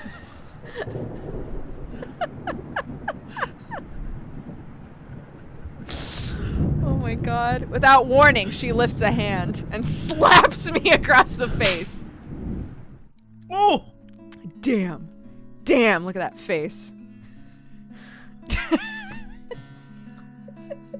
Those eyes are unfuckable. Unfuckable. Oh, the sound of it cracks in the air, shattering the silence like a fragile glass break. Despite the familiar rumble of thunder outside, it manages to ring louder above the storm. I don't even know what hit me until my head has already snapped back and my cheek stings with anger. It is anger, in spite of the stillness and the lack of words afterwards. Not fuming, though. Never fuming. But the kind that burns lightly and soundlessly. A frustration instead of a seething rage. One that ebbs just as quickly as it flows. And once the tide subsides, there's only that gleam in her eyes. Warm, steadfast, and ineffable. Quietly, I brace myself for the truth underneath the gaze. And it slips from her lips softly. My foot, like, hit your controller. It's cool. That's fine. It's not cool. It's really not cool. fine. It's maybe the Some coolest might thing say I've ever it's heard. Unfuckable. Narrowly fading under the sound of the rain, if not for the weight of each of her What words. is wrong with you? Belle. If Zach didn't slip up, no one would have known where you went. Please tell me Zach didn't let you just slip out on your own. Belle, Although, you one know what? person He let knowing is he enough. let Ashton slip Any off more on than his that, own, so. You almost died. Yeah, but at least it would have just been me dying. He could have suffocated you right then and there, and you could have died. I told Zach to give me 4 hours. That would have been enough time to. It would have been too late. And by the time anyone ever finds out, you're already fertilizer. Damn. This music in the background is good. She trails off, dragging. If this was a Final Fantasy game, this is what like the lyrics would be like. Kiss you in the shadow of the moonlight. I want to hold your hand, but you won't hold mine. Yes. There's a brief lull as her frustration finally gives, dissolving into something pensive and somber. Her shoulders droop, and though her voice rises hoarse and weary, in her next words there is only certainty. You count too, you know. When I said, that night when I told you, I don't want to lose anyone anymore. That includes you. Oh. Alive. We're still here, Ash. You have us. And once their meaning fall, roar? And once that's part of the lyrics. And once the meaning fall. These are the lyrics. I see. It doesn't not sound what the force, damn breaking, or raging storm.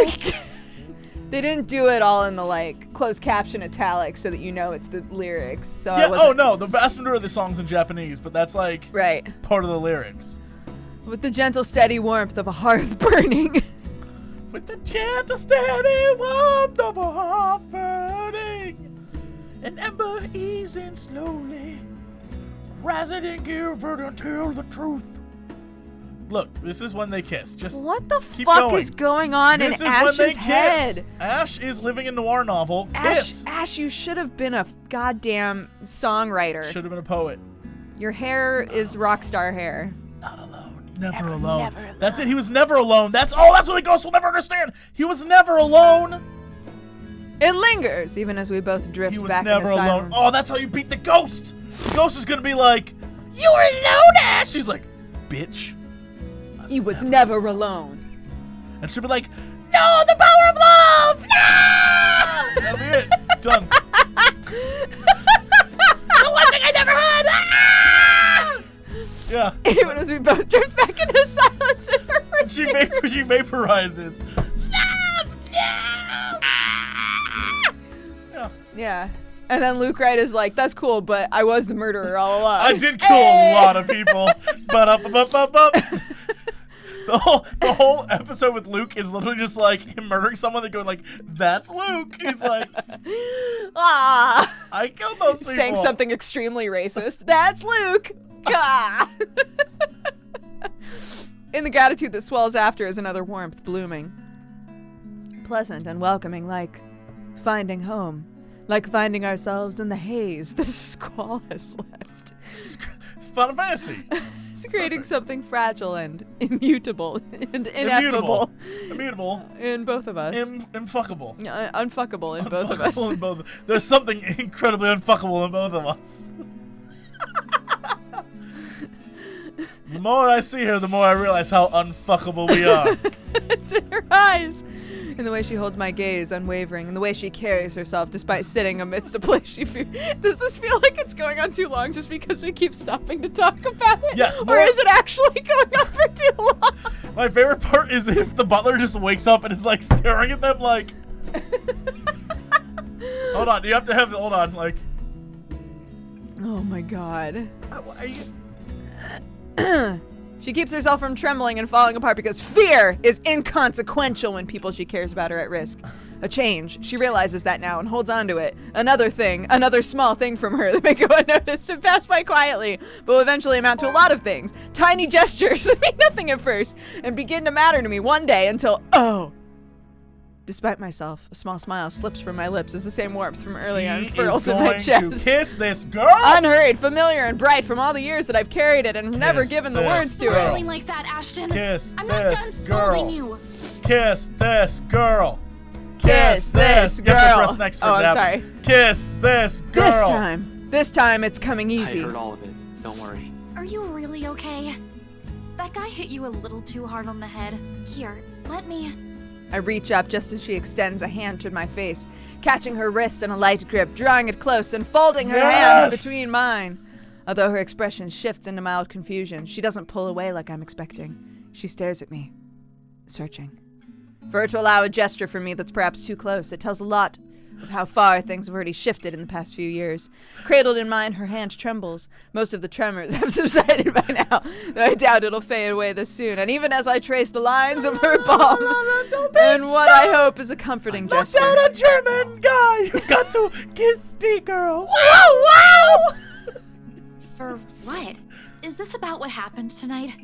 You can apologize later. No, when... he's apologizing for the kiss that's about to happen because we've already established she's never smooched anybody. No, well, this too, but it's not just about this. It's for a lot of things. For calling you clumsy and careless.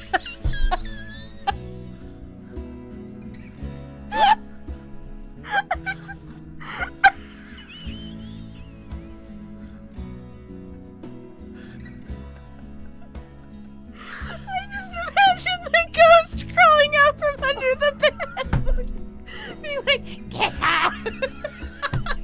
The ghost is on the ceiling and just it's like, Jesus fucking Christ, kiss her already. Ah! Fuck, I've been up here for 25 minutes. Just waiting. I ain't seen anyone bone in 500 years. Fucking kiss already! Holy shit! Oh my god!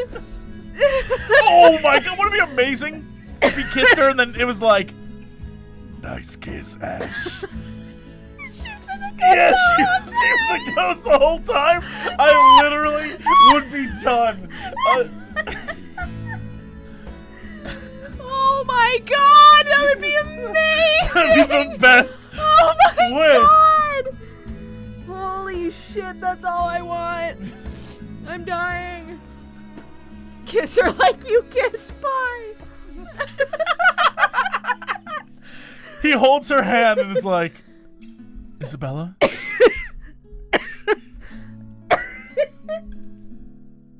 I fucking pie. And she's like, Ashton? I fucking pie too. And the ghost And is then they like, both die. and the ghost is like, good thing that shit's over.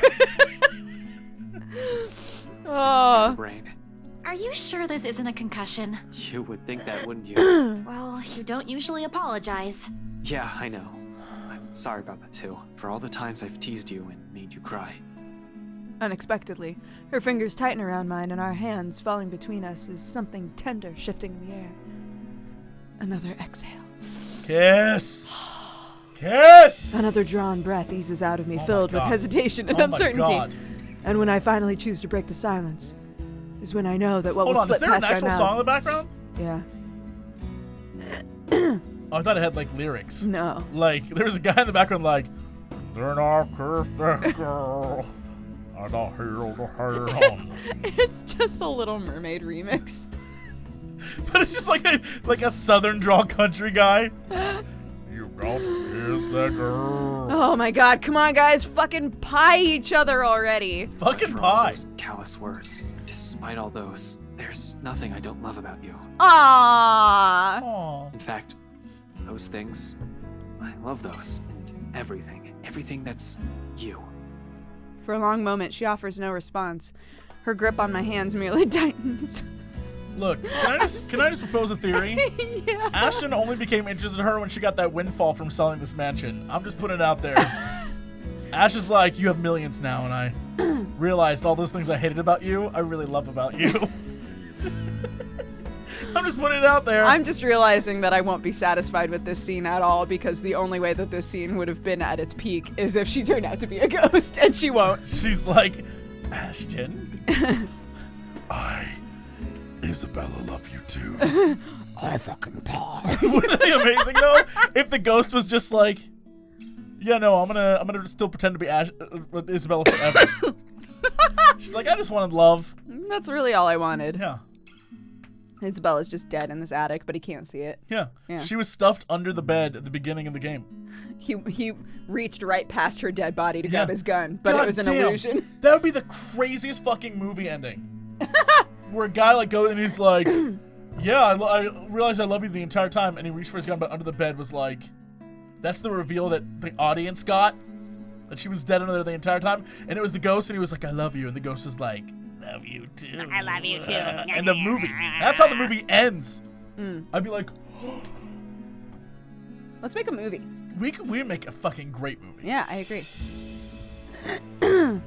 Slightly leaning away and giving her a cautious glance, more than ready to hear her rejection. Instead, I find her on the brink of tears, with an almost unreadable expression on her face. When she notices my eyes on her, she hastily reaches up and wipes it with the back of her hands. It doesn't keep me from falling, and soon they trail down her cheeks, despite her best attempts. To say this is a panic shooting right up at the base of my throat is a complete understatement. This isn't how I expected this to go. Hey, Belle, did I say something wrong? You're just such a beautiful Oriental man. I don't even have anything. What? I don't have anything. I'm not rich. I live off instant noodles almost every day. I can't do anything properly without someone helping me. Except maybe if it's drawing, but that's beside the point. What? What? I'm a really good artist, but like, maybe you should check out my DeviantArt. But that's beside the point. Nothing except DeviantArt.com/Isabella. I didn't even get to graduate, even if I was so close. I'm not even sure that scholarship will get me Literally anywhere. just made a shit ton of money selling a huge mansion. In the 5 years you've known me, I've got us into all kinds of trouble. So why would you even say that? I'm not. Maybe it's the moment itself that spurs me to it. Kiss her, kiss her, kiss her, kiss her, kiss her, kiss her, kiss her. Get in there. This is the moment. I'm clicking! Shut up, we're talking with a kiss. The desperation, the fear of almost dying. I've already said more than what I would usually allow myself. I might as well finish before I lose my nerve. No matter the reason, I reach for her. Gently. So unlike the way she barged into our lives so many years ago. What a weird thing to add. Ash, you know what? I like the way she barged into our lives. I smoothly kiss her. The way she came in would leave a terrible impression on anyone. And yet, it's people like her that you don't easily forget. It's them that gradually worm their way into a person's life until the very thought of losing them becomes unbearable. Isabella trails off once my palms brush against her tear-stained cheeks, but neither she pulls away nor pushes my hands off. This is the most romantic situation possible. I mean, if I nearly killed a German. Please continue. I can't. I mean, if I nearly killed a German, I'd be down to kiss a girl I've been calling crazy for years. Like, anytime, whenever I'm watching a movie where something horrific has just happened and people are like, this is my time. This is my chance. I'm just like, okay, sure. I guess this can't wait. You might die. I don't know. I keep thinking about literally everything that's happened to Isabella in the last week. If I was her, I'd be like, I am in no place to be in a relationship or kiss anyone right now. Yeah, can we just fucking kill this There's witch a goddamn when we're demon done, thing? When we're done, I will give you a handy in the car on the way home, but I got shit to do. There's a ghost. There's a ghost, Ash. I don't have time for this. Ash is like, my dad just died, bro. no, you're right. I only have one answer. Doesn't matter. All of that is still you, and that's enough for me. No promises, only truth. Perhaps the only genuine thing I can offer her at this moment. We don't even know what will happen, or if we'll ever survive. Instead of words, I lean in, our foreheads briefly touching, and before brushing my lips tenderly against hers, finally! And then she pulls like lip condoms. Guys, lip condoms. If you're gonna kiss, wear lip condoms. The kiss is nothing intimate by any means. There's a brief second once our lips touch where she tenses, unsure, a long moment of not knowing what to do with her hands, until she settles them on me. Holding my arms. Slipping of my arm in a light grip, afraid, too afraid to make a mistake. But for now, it's enough. It's the closest we can come to it. Rather than give out empty promises or grand proclamations, we have this. Oh, Something she soon understands as her shoulders Instead of ease, words. as she permits me to draw her closer, deepening the kiss. Softly and gently, a short second of simply allowing the world to melt away, and using this to roar above anything else, like every little thing between us that is built up to this one single point in time, a moment that is ours, and ours alone. Something to hold close until all of this is over. Remember when this room was covered in blood? I do. I do. We part later to the sounds of the world rushing back around us. Thunder, rain, and wait. I want to see if it's like, you smooched her! Yep. We smooched! We part later to the sounds of the world rushing back. Thunder, rain, lightning, all to remind us of a reality we have to face. Enough to dampen the mood and force back the worry I've temporarily forgotten. When I glance back at Isabella, all she has for me is a small smile, bright and hopeful. It's strength enough. One that I try to draw from when I rest my forehead against hers one last time before leading us both out, her hand in mine. The ghost is outside like, fuck, it took you long enough. Yeah, God! I take her to the bedroom. Power still hasn't come back when we make our way downstairs. Tricky, considering the stairs to the attic are a bit old. One misstep and anyone might slip and fall. You're lucky if that's all that would happen. With the stairs this steep, a broken neck is a likely outcome. God, I hope that's not the way you die. That would be so anticlimactic. Thankfully, Isabella is here to guide me through the darkness. She knows this place better than anyone, after all, in spite of all the misfortunes it's brought to us. The floorboards over there aren't very sturdy. Right on cue. The board that I'm stepping on creaks and breaks, the pieces falling somewhere with a dull thunk. Shit. Scumbag wouldn't be too happy about that. Ow, foot. See? I told you so. You never listened to me. He later They died. renovated the whole mansion. They can't even replace one tiny part of the house. Foot splinters. They renovated the whole mansion. Why don't you file a complaint to BRC then? I'm sure they'd be thrilled to hear it. You know it was such a rush job. Outside, the winds have intensified. Even from here, I can hear the gusts battering the window in the attic. It makes you wonder why up until now the only person we've encountered from this house is the butler. Although to some degree it makes sense. He is in charge of running the place. Where are the other servants, though? In the storm, wouldn't anyone want to stay inside? A likely assumption is that they're all asleep, It is right? after midnight, yes. The route I've taken doesn't really pass by the rooms they've likely assigned as the servants' quarters. However, they have also heightened security. I brushed it off earlier, thinking they would be posted a lot closer to where the master's rooms are, but the second floor is devoid of anyone as well. As if every inhabitant of this place has suddenly disappeared overnight. More importantly, where's that scumbag? Where's that scumbag? I don't like this. I don't like this at all. The fact that we're here right in the fucking middle of it makes me all the more queasy. That feeling only escalates once we reach the landing and Isabella swings the door open. She pauses abruptly in the doorway that I almost run into her. A look of confusion in her as she looks wildly around the place, wordlessly taking in her surroundings. Her each turn and shift of her eyes, her shirter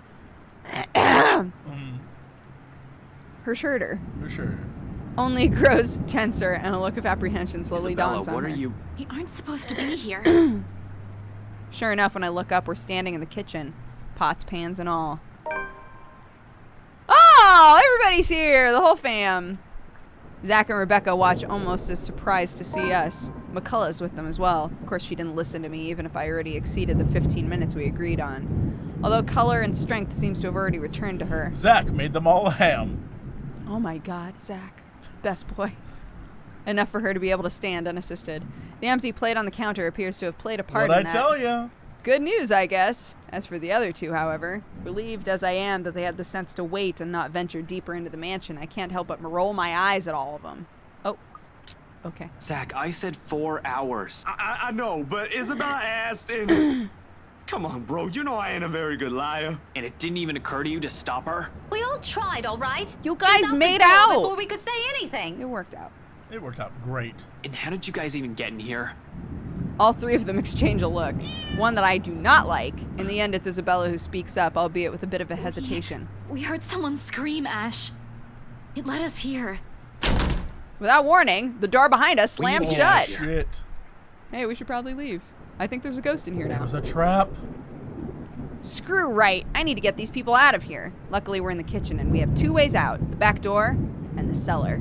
Except the hatch won't budge when I pull at it. Neither does the back door, as if something has locked it firmly on the other side. Zach also gives it a few tries, but even with the big guy's strength, it won't open. What if we all try together? Nope. Not gonna do that. Nah, that would be dumb. Yep. There's a long bout of silence in which we all simply look at each other. I don't know. Likely sharing the same thoughts. We are trapped. Something or someone has intentionally led us here. Fuck. Fucking pie. Fucking pie. In that same moment, once realization dawns in, something shifts again. Okay. Blood. I don't see blood around here. I just see like somebody plugged in one of those. There's like smoke. One of those night lights. Yeah, there's smoke. Sure. Could be. Can blood be smoke? Who's to say what blood can and can't do? True. Never tell blood what it can do. Blood can do anything. Ooh, they be kissing. That's a kiss. Yeah. Blurred in every nook and cranny, over every surface, and every inch of the floor. This time, unlike the first one I've seen, it remains, and gradually the whole room begins to reek of that familiar metallic scent, sharp and suffocating. Around us, every object, including the cupboards, has started to rattle. Okay. The sound from outside, there's a window right there. I would break that shit immediately. Nah, you know if you break that window, the glass is gonna fly in and kill you.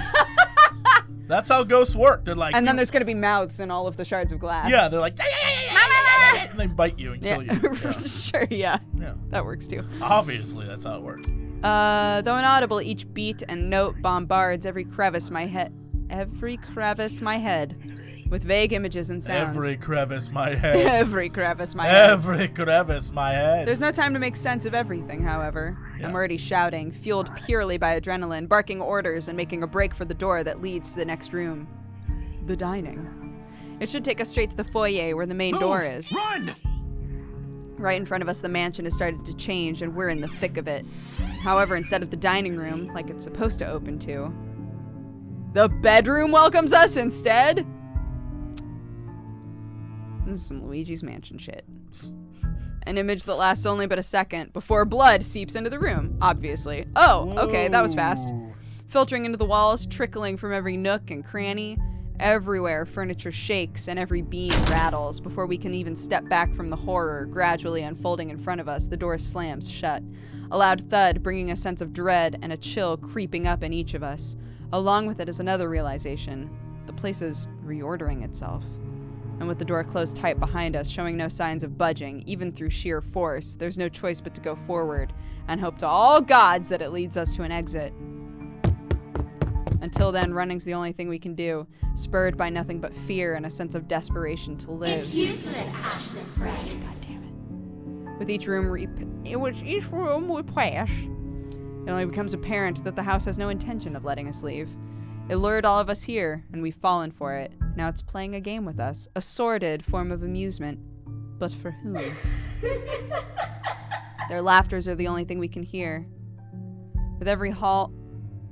Hey, this room isn't too bad. Hey, maybe things are looking up. The windows are covered in blood. It's fine. Nothing a good wash won't do. Yeah, look, you can fix that. That's not like the blood That's is. easy. Well, there's some blood on these walls. You know what? It's That's simple. With every hall we cross and door we slide open, the hope of finding an exit dwindles. The gun at my hip is useless. I'm useless here. Some fucking genius I am. Some fucking person to trust I am. All of those, they mean nothing in the face of the unknown. Finally figured it out. Huh, Ashton Frey. I would be like, pardon? Can anyone else hear that? Is anybody else hearing some interesting ghost shit? Wait, but what did he figure out? The ghost is mocking that him. They'll never reach an exit. I think that's what, because he just said, like, I'm useless with my gun. We're not going to reach an exit because the house is reordering itself to never let us reach an exit. Right, but like, okay, sure. I think it's literally as simple as he's realized I'm like leading this pack right now, but I'm useless. Like there's nothing I can do. Okay, so all of them will eventually die because of you. And you are going to die alone. Shut your fucking mouth. You know it's true, though. All of it. It's why all you can do is tell us to shut up. You don't want to hear a single word, because you're already aware of it. You can't even admit it to yourself. Who's the coward now? But no matter how hard you try, you're not gonna be able to save anyone. The more gruesome the place turns, the bleaker our chances get. Wails and screams fill our ears as we pass by, words from a time and people long gone, laced with nothing but agony, calling out, reaching out to us. Their voices are almost too real, as if we're not the only ones trapped here, that there are others begging for release from this wretched place. Or maybe it's a show, just a taste of what will eventually be, souls forever held captive in a never-ending nightmare. Mother, I've done it, Mother. Take me with you, please. What does it mean? I can still hear her. She's here. Oh. I thought that was Ashton's narrative voice, but it was... Yeah, it's the girl. It was Lady. Is this what the curse is? Is this what it means for all of us? That the letter is not a morbid cry for help, but an invitation, a beckoning for unsuspecting souls to be dragged into a place's horrors, to be put under centuries and centuries of torment and agony. Suddenly, dying a painful death seems preferable, enticing, than ending up here living a tortured existence. Or maybe it's all the same. Still, hope worms its way into me, not a usual thing for someone like me. After going through countless doors and corridors, every little sign of hope I'm willing to cling to, as long as it'll just get us out of here. We're back in the dining room again, and how long have we been running? How long since we've left the kitchen? At some point I lost track of time, with the windows barred tight and the sounds lifting in the air, nothing but shouts and shrieks. It's impossible to tell. Not that it matters when the end is in sight. What? Shelves and furnishings bar the door, each stained with blood and gore. If the situation isn't as desperate as it is, I'll find a different way out. There's still a gap left at the topmost part for a person to go through, as long as you use the shelves to climb. It's next, all right. From here I can spy the familiar walls of the foyer. Relief. Only relief washes over me. Although my legs have been strained taut by all the running, every bone and muscle in my body aches, and there's only an easing. A sense of tension relieving while energy backflows through me again at the sight of an end. No sooner I'm leading us out of it. Zach helps McCullough first, assisting her up and through the gap before giving a hand to both Rebecca and Isabella. The moment the ladies are in, I nod for him to go ahead. through. I'll watch your back. Surprisingly, he does so without any protest, leaving me by myself to die. Ha ha ha. Not that there's any need to. Sometime after entering this room, the whole place has calmed down. No wails, no whispers, just a silence too deafening. But I'm not letting my guard down until everyone's on the other side of this nightmare, safe. For all I know, this may be a calm before another storm. Without further incident, however, Zach makes it to the other side and I'm following after him. However odd this hush is, I turn my back from it and climb up. It's a tight fit, but I manage to squeeze myself in. The unease remains, though. Maybe it's the adrenaline still coursing through me, or how easy everything has been after living through that nightmare, fleeting as it is. But for some reason, something is nagging at me. Call it a detective's instinct, or my training, or whatever. I have a feeling something's going to happen and catch us unprepared. Unconsciously, before dropping down on the better side of this dream, my hand shifts to the gun at my hip. Instinct has never failed me before. My feet haven't even landed firmly on the floor when... Had I known there would be a party in my own home tonight, I would have opened a bloody bottle or two. People these days, in my own home. Can you believe it? I feel so left out. A chill seeps into every vein in my body. All of a sudden, every ache and pain returns to me tenfold, and my knees threaten to buckle at the sound of his voice. Though it appears friendly, I know it's anything but. One does not spend investigating a man like him for over a year and holding a grudge against him for more, without knowing everything about him. His quirks, his habits, I'm familiar with all of them. I am him. Oh, shit. And right now, Luke fucking Wright is beyond pissed. Shifting my gaze upward is nearly too painful, knowing the danger. Not to me, but to those who have been lured here by the curse. Whoa! What the fuck? Dude, there's a ghost! Where's your wife? The handgun catches my eyes first, next to that smarmy smile on his face while he holds McCullough, Zach, Rebecca, and Isabella at gunpoint. It's sight, enough to lodge a painful thorn in my throat. I've been too complacent, too focused on other things. You know, I think you should cut yourself some slack. We've been running through, like, blood rooms. You focused on that. So, focus on other like, things. you needed to focus on the blood rooms, You right? forgot for a minute that there was a crazy... potential murderer. Yeah, potential rich in man this murderer. house. Yo! Look at this face, though. I like that her normal body position is fists clenched. Yeah, just always at her side. Just ready. Ready to throw down. Meanwhile, Isabella just literally assaulted a man and is like, but this guy has a gun. Isabella and McCullough are, like, done with this shit. They've been through too much today already. And now it's time for Becca and Zach to, like, Zach is going to step the fuck up. Yeah, I believe. I beg Too to focused ham on for other this things. bullshit. Not for this! Scumbag will not be too pleased to see us here without knowing our reasons, but even with those good intentions, curses, ghostly apparitions aside, we're still trespassing in his home. The question is if he's even aware that the whole of his household has somehow disappeared, and he might be the only one here. Likely not. Fuck.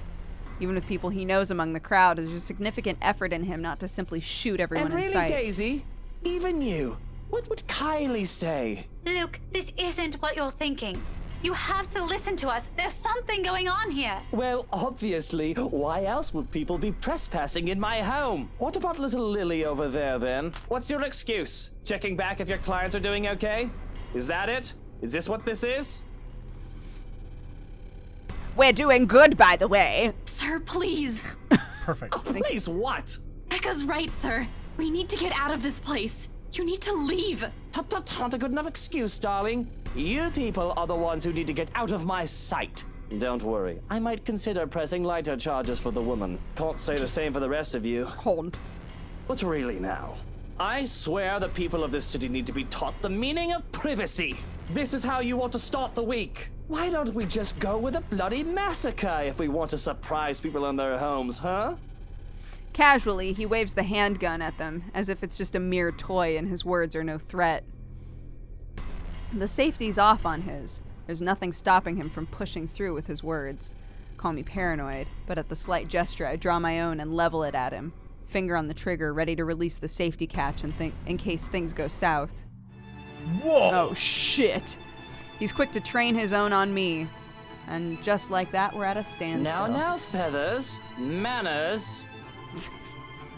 His nicknames for everyone are so stupid. Oh, we're covering up his shit. Oh, his Hold on. pimp ass. Yo, Yeah, look you at got that you earring. gotta see Look this at that earring. This full Oh. thing. You're in no position to be pointing that gun at people. Why don't you put yours down first, and then we'll talk about manners. Oh, he talks back. The gall. The gall. You know, your kind pisses me off so much. Your Oriental beauties? Shooting him right now would be so worth it with the way he stares at me like I'm a damn pest. But this isn't what I've come here for. I'm not a murderer. As much as I loathe him, I'm not the kind who will kill people in cold blood for my own gain or amusement. The law will bring him what he deserves one of these days. At the moment, however, we're all in the same boat with this curse. He needs to understand that. The longer we stand here, the more time we're wasting and losing, something we don't have much of. But how can I convince him? The scum is so full of himself, he prefers to hear the sound of his own voice more than those of the people around him, no matter how much sense they make. It's probably the only way I can make him listen, is if I beg. No way in hell that's gonna happen. Maybe I should eliminate the immediate danger first and disarm him. Oh shit, what are we gonna do?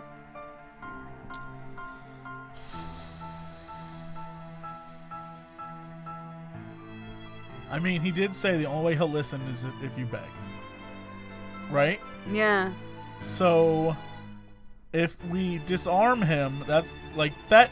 That's heightening the aggression. More importantly, I firmly believe that it's gonna be like one of those, like, you grab the gun and then it goes off and one of the 4 people behind you gets killed. Yeah, absolutely. It's like, no, random character. Yeah, we gotta suck it up and beg. Yes, the guy who he hates more than anything, he has to beg him. For his friends. For his friends. For his love. That's the moral. Yeah. Beg him to listen. My life isn't the only one at risk here, however. There's Zach. There's Rebecca. Story updated. There's Rebecca. There's Isabella. McCullough is here as well. I keep wondering, like... It's a butterfly effect. Well, like, is there a possibility that all 4 of them would not be here right now? That's what I'm thinking. That's so crazy. That's so crazy. We're all unknowing victims to this fucking curse, and I'm in no position to pick who to save and who I should simply let die. I suppose my pride can take a few hits. I can set aside my beef with this asshole. Taking a deep breath slowly, I lower my pistol. Though still on edge and at the ready in case he does something, I do my best to assume a less aggressive stance. Listen, right. I need you to... Swallow your pride. Achievement unlocked. You broke into my house, and somehow, you expect me to listen like a good little boy. Are you a bit touched in the head, Feathers? I'm not the one breaking laws here. Look here, fucker. Whoa. If I wanted you dead, Damn. I could have done it so many times already. In fact, I can easily shoot you down right here, right now, and you won't be able to do a damn thing, even with that gun. Suddenly he laughs, almost howling, in fact. Like I've just told him the best joke he's heard in his entire life. The only thing missing is for him to keel over and start rolling around on the floor, all while I do my best not to sock him with the sorry end of my pistol. You have guts, Feathers. You have guts. Did you hear what you just told me? You've just threatened me inside my own house. My own home. You know what I'm thinking right now? What? In another lifetime, we would have probably gotten along well. No, I don't think so. Oh. No, I don't think so. He's right on that. I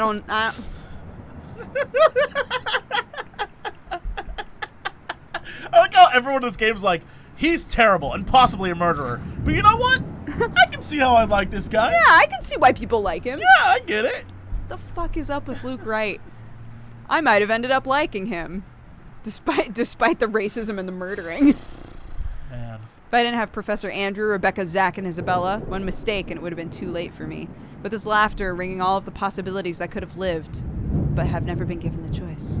All because I have other people with me. People who care. A sobering realization. But not so much when suddenly his chuckling stops. And in 2 heartbeats, he marches toward me, grabs my collar, and aims his gun right at my head. Luke, no! Hey, now you two, I'm sure we can all talk about this first. At this distance, a slight flick of that finger on the trigger would be more than able to kill me. What is it that you people really want with me? This is the 2nd time this week, and I'm really getting weary of this little game. Did the NCA send you to apprehend me, or has somebody paid you off to kill me? Which one is it, Feathers? Mind you, my arm's getting tired. Better answer quick if you don't want to beat the business end of this gun. Keep my eyes trained on him, in spite of the huge threat he poses right now, because if there's anything people like him, like us, prefer, it's honesty. You don't give that impression without keeping solid eye contact. I'm not with NCA. I'm just here to help. There's something else in this house, and we're all in danger. You have to believe me, right? You need to let us go. You need to get out of here before it's too late. If you want to keep your sorry ass alive, you'll listen to people with more brain cells than you. Why the fuck does Ashton always take... Oh my god.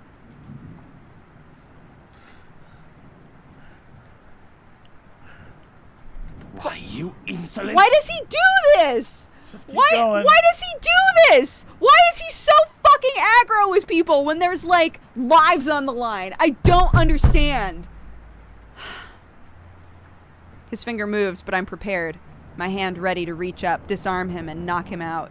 If I have to drag him out of this place unconscious to keep him from suffering the fates of every other person who's died from this curse, then so be it.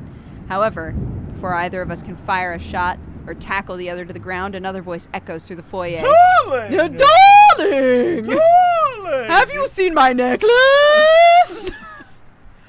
A small little thing compared to the storm raging outside. It rings above it, nevertheless, causing all of us to stop and turn. Please don't tell me it's the little girl. I'm gonna die. I'm gonna fucking shit. It's me! The little girl! Hello, I'm definitely not possessed! I love you! Ha ha ha ha ha ha! Whoa! Here's the thing. Crazy, but still hot. She's oh my god, she's ready to kill a guy. At the top of the staircase, Hannah Wright stands, pale as death and expression eerily calm. I can't help but think that there's something wrong. My gaze darts around, wary of her, but soon enough I realize what's wrong when she speaks. She's wrong. Death smile upon you achievement? The fuck? Okay. Oh, Luke, darling, my Look love. at that face! What do you think you're doing out here this late? Oh my god. Outside. Oh. Pointed. Outside, another streak of lightning flashes and a clap of thunder ripples across the sky. As if this whole thing can't get any more foobar than it already is. Sure, okay. Will you click the journal?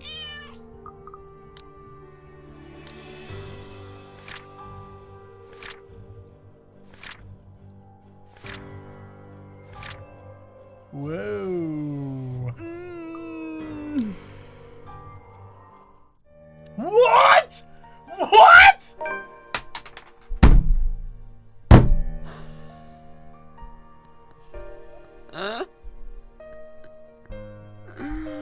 Oh my god.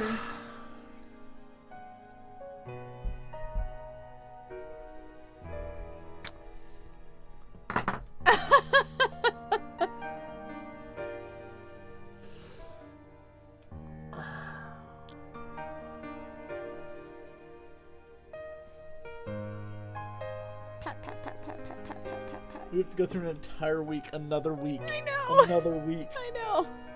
Another week. We have to go through another week. Chat, how long is Luke's section? Really Be another honest. week. Don't be like, oh, it's like an hour. Just like be real There's with no us. way it's an hour. No, there's no way. We're at the end of the game. This is the last chapter of the game. There's no way. It's gotta be. This is It's gonna gotta be long as long. shit. This chapter has to tell us if Luke really did kill people, if he's involved with drugs. It has to establish a relationship with the little girl. It has to establish a relationship with his wife. It's like an hour. Get fucked. 5 to 6 It's the hours. It's longest the one. longest. Do you think that we should Save it? Yes. start it, or that we should? I think we should just save it stop because here? if we start it, we'll end up like we did this time where we were like Being like, what was happened?" going on? Yeah, Yeah. and I think going into it fresh allows us to like. Oh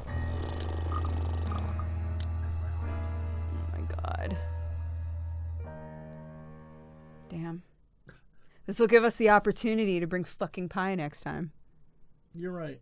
Yeah. We deserve an ending with fucking pie. We deserve an ending No where one we can hear have me. It fucking doesn't pie matter. with us. We should have fucking pie. Agreed. Yeah. Agreed.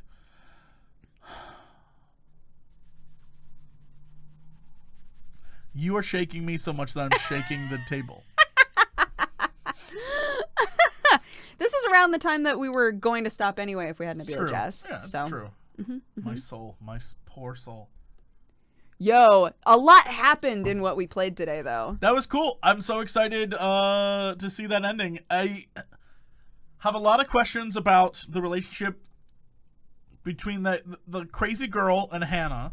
Because we always thought at the beginning, like, they look the exact same. The woman in all the paintings Oh, the woman in looks the like paintings. Hannah. Yeah. And she clearly was involved in some, like, effed up murder shit. Yeah, or because what we know from the clippings that Becca found is that she was the only person that vouched for that girl when she was being told, everybody was like, she's a witch. Right. That this like woman with the fucking rose quartz Steven Universe hair was like the only person who was like, she's a normal ass girl. Like, leave her alone. So I don't understand why she would have been haunted by this girl when she did die. Here's the thing. Maybe it wasn't that girl. Maybe this ghost is something before all this. Right. Maybe that's why she's like driven to murder. Maybe she killed her family. I don't know. Wow. Huh. That guy though says this chapter ended very differently for me. It ended differently for me. Oh, I can't wait. That's awesome. When I'm we curious how we end this game, I'm gonna be so excited to find out all of that, because they have like the tree, the like dialogue tree inside of the game for you to just look at. Interesting. So we'll be able to look at that too, and see like how things spiral. You know. I'm so curious. Me Yeah, too. you're right. I don't know. I have no clue what it could be.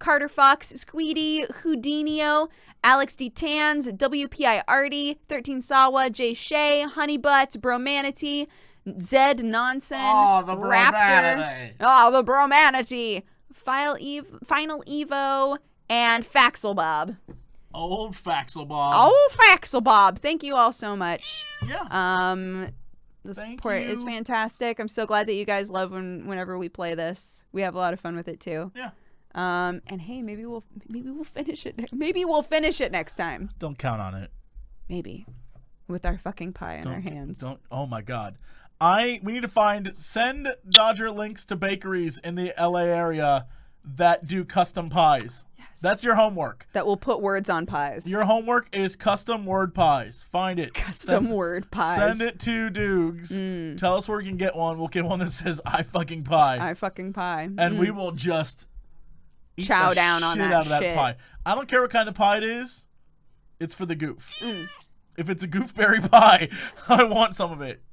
Well, I feel like what needs to happen is you have to have your cherry pie and I have to have my apple pie because Look, we'll never agree. What if we had 3 pies and one says I fucking pie? That'd be amazing. Here's the problem though. I feel like a lot of space is wasted on the I. It's literally just a pie that has a big I on it. Yeah, that's like then it's too big for the other. Plus then you have one pie that just says fucking, in which case, how do you explain that to the baker? One pie says fucking on it. How am I going to explain I fucking pie to the baker anyway? Well, just say it's for the goof, and it'll be like, oh, you want goofberries, and you're like, yeah, goofberry yeah, pie. I want a goofberry pie, please. That says I fucking pie on it. Yeah. Yeah. Cool. Great. What song are we rounding off with, my What dude? song are we leaving everyone with? Yeah. Wait, I've got one.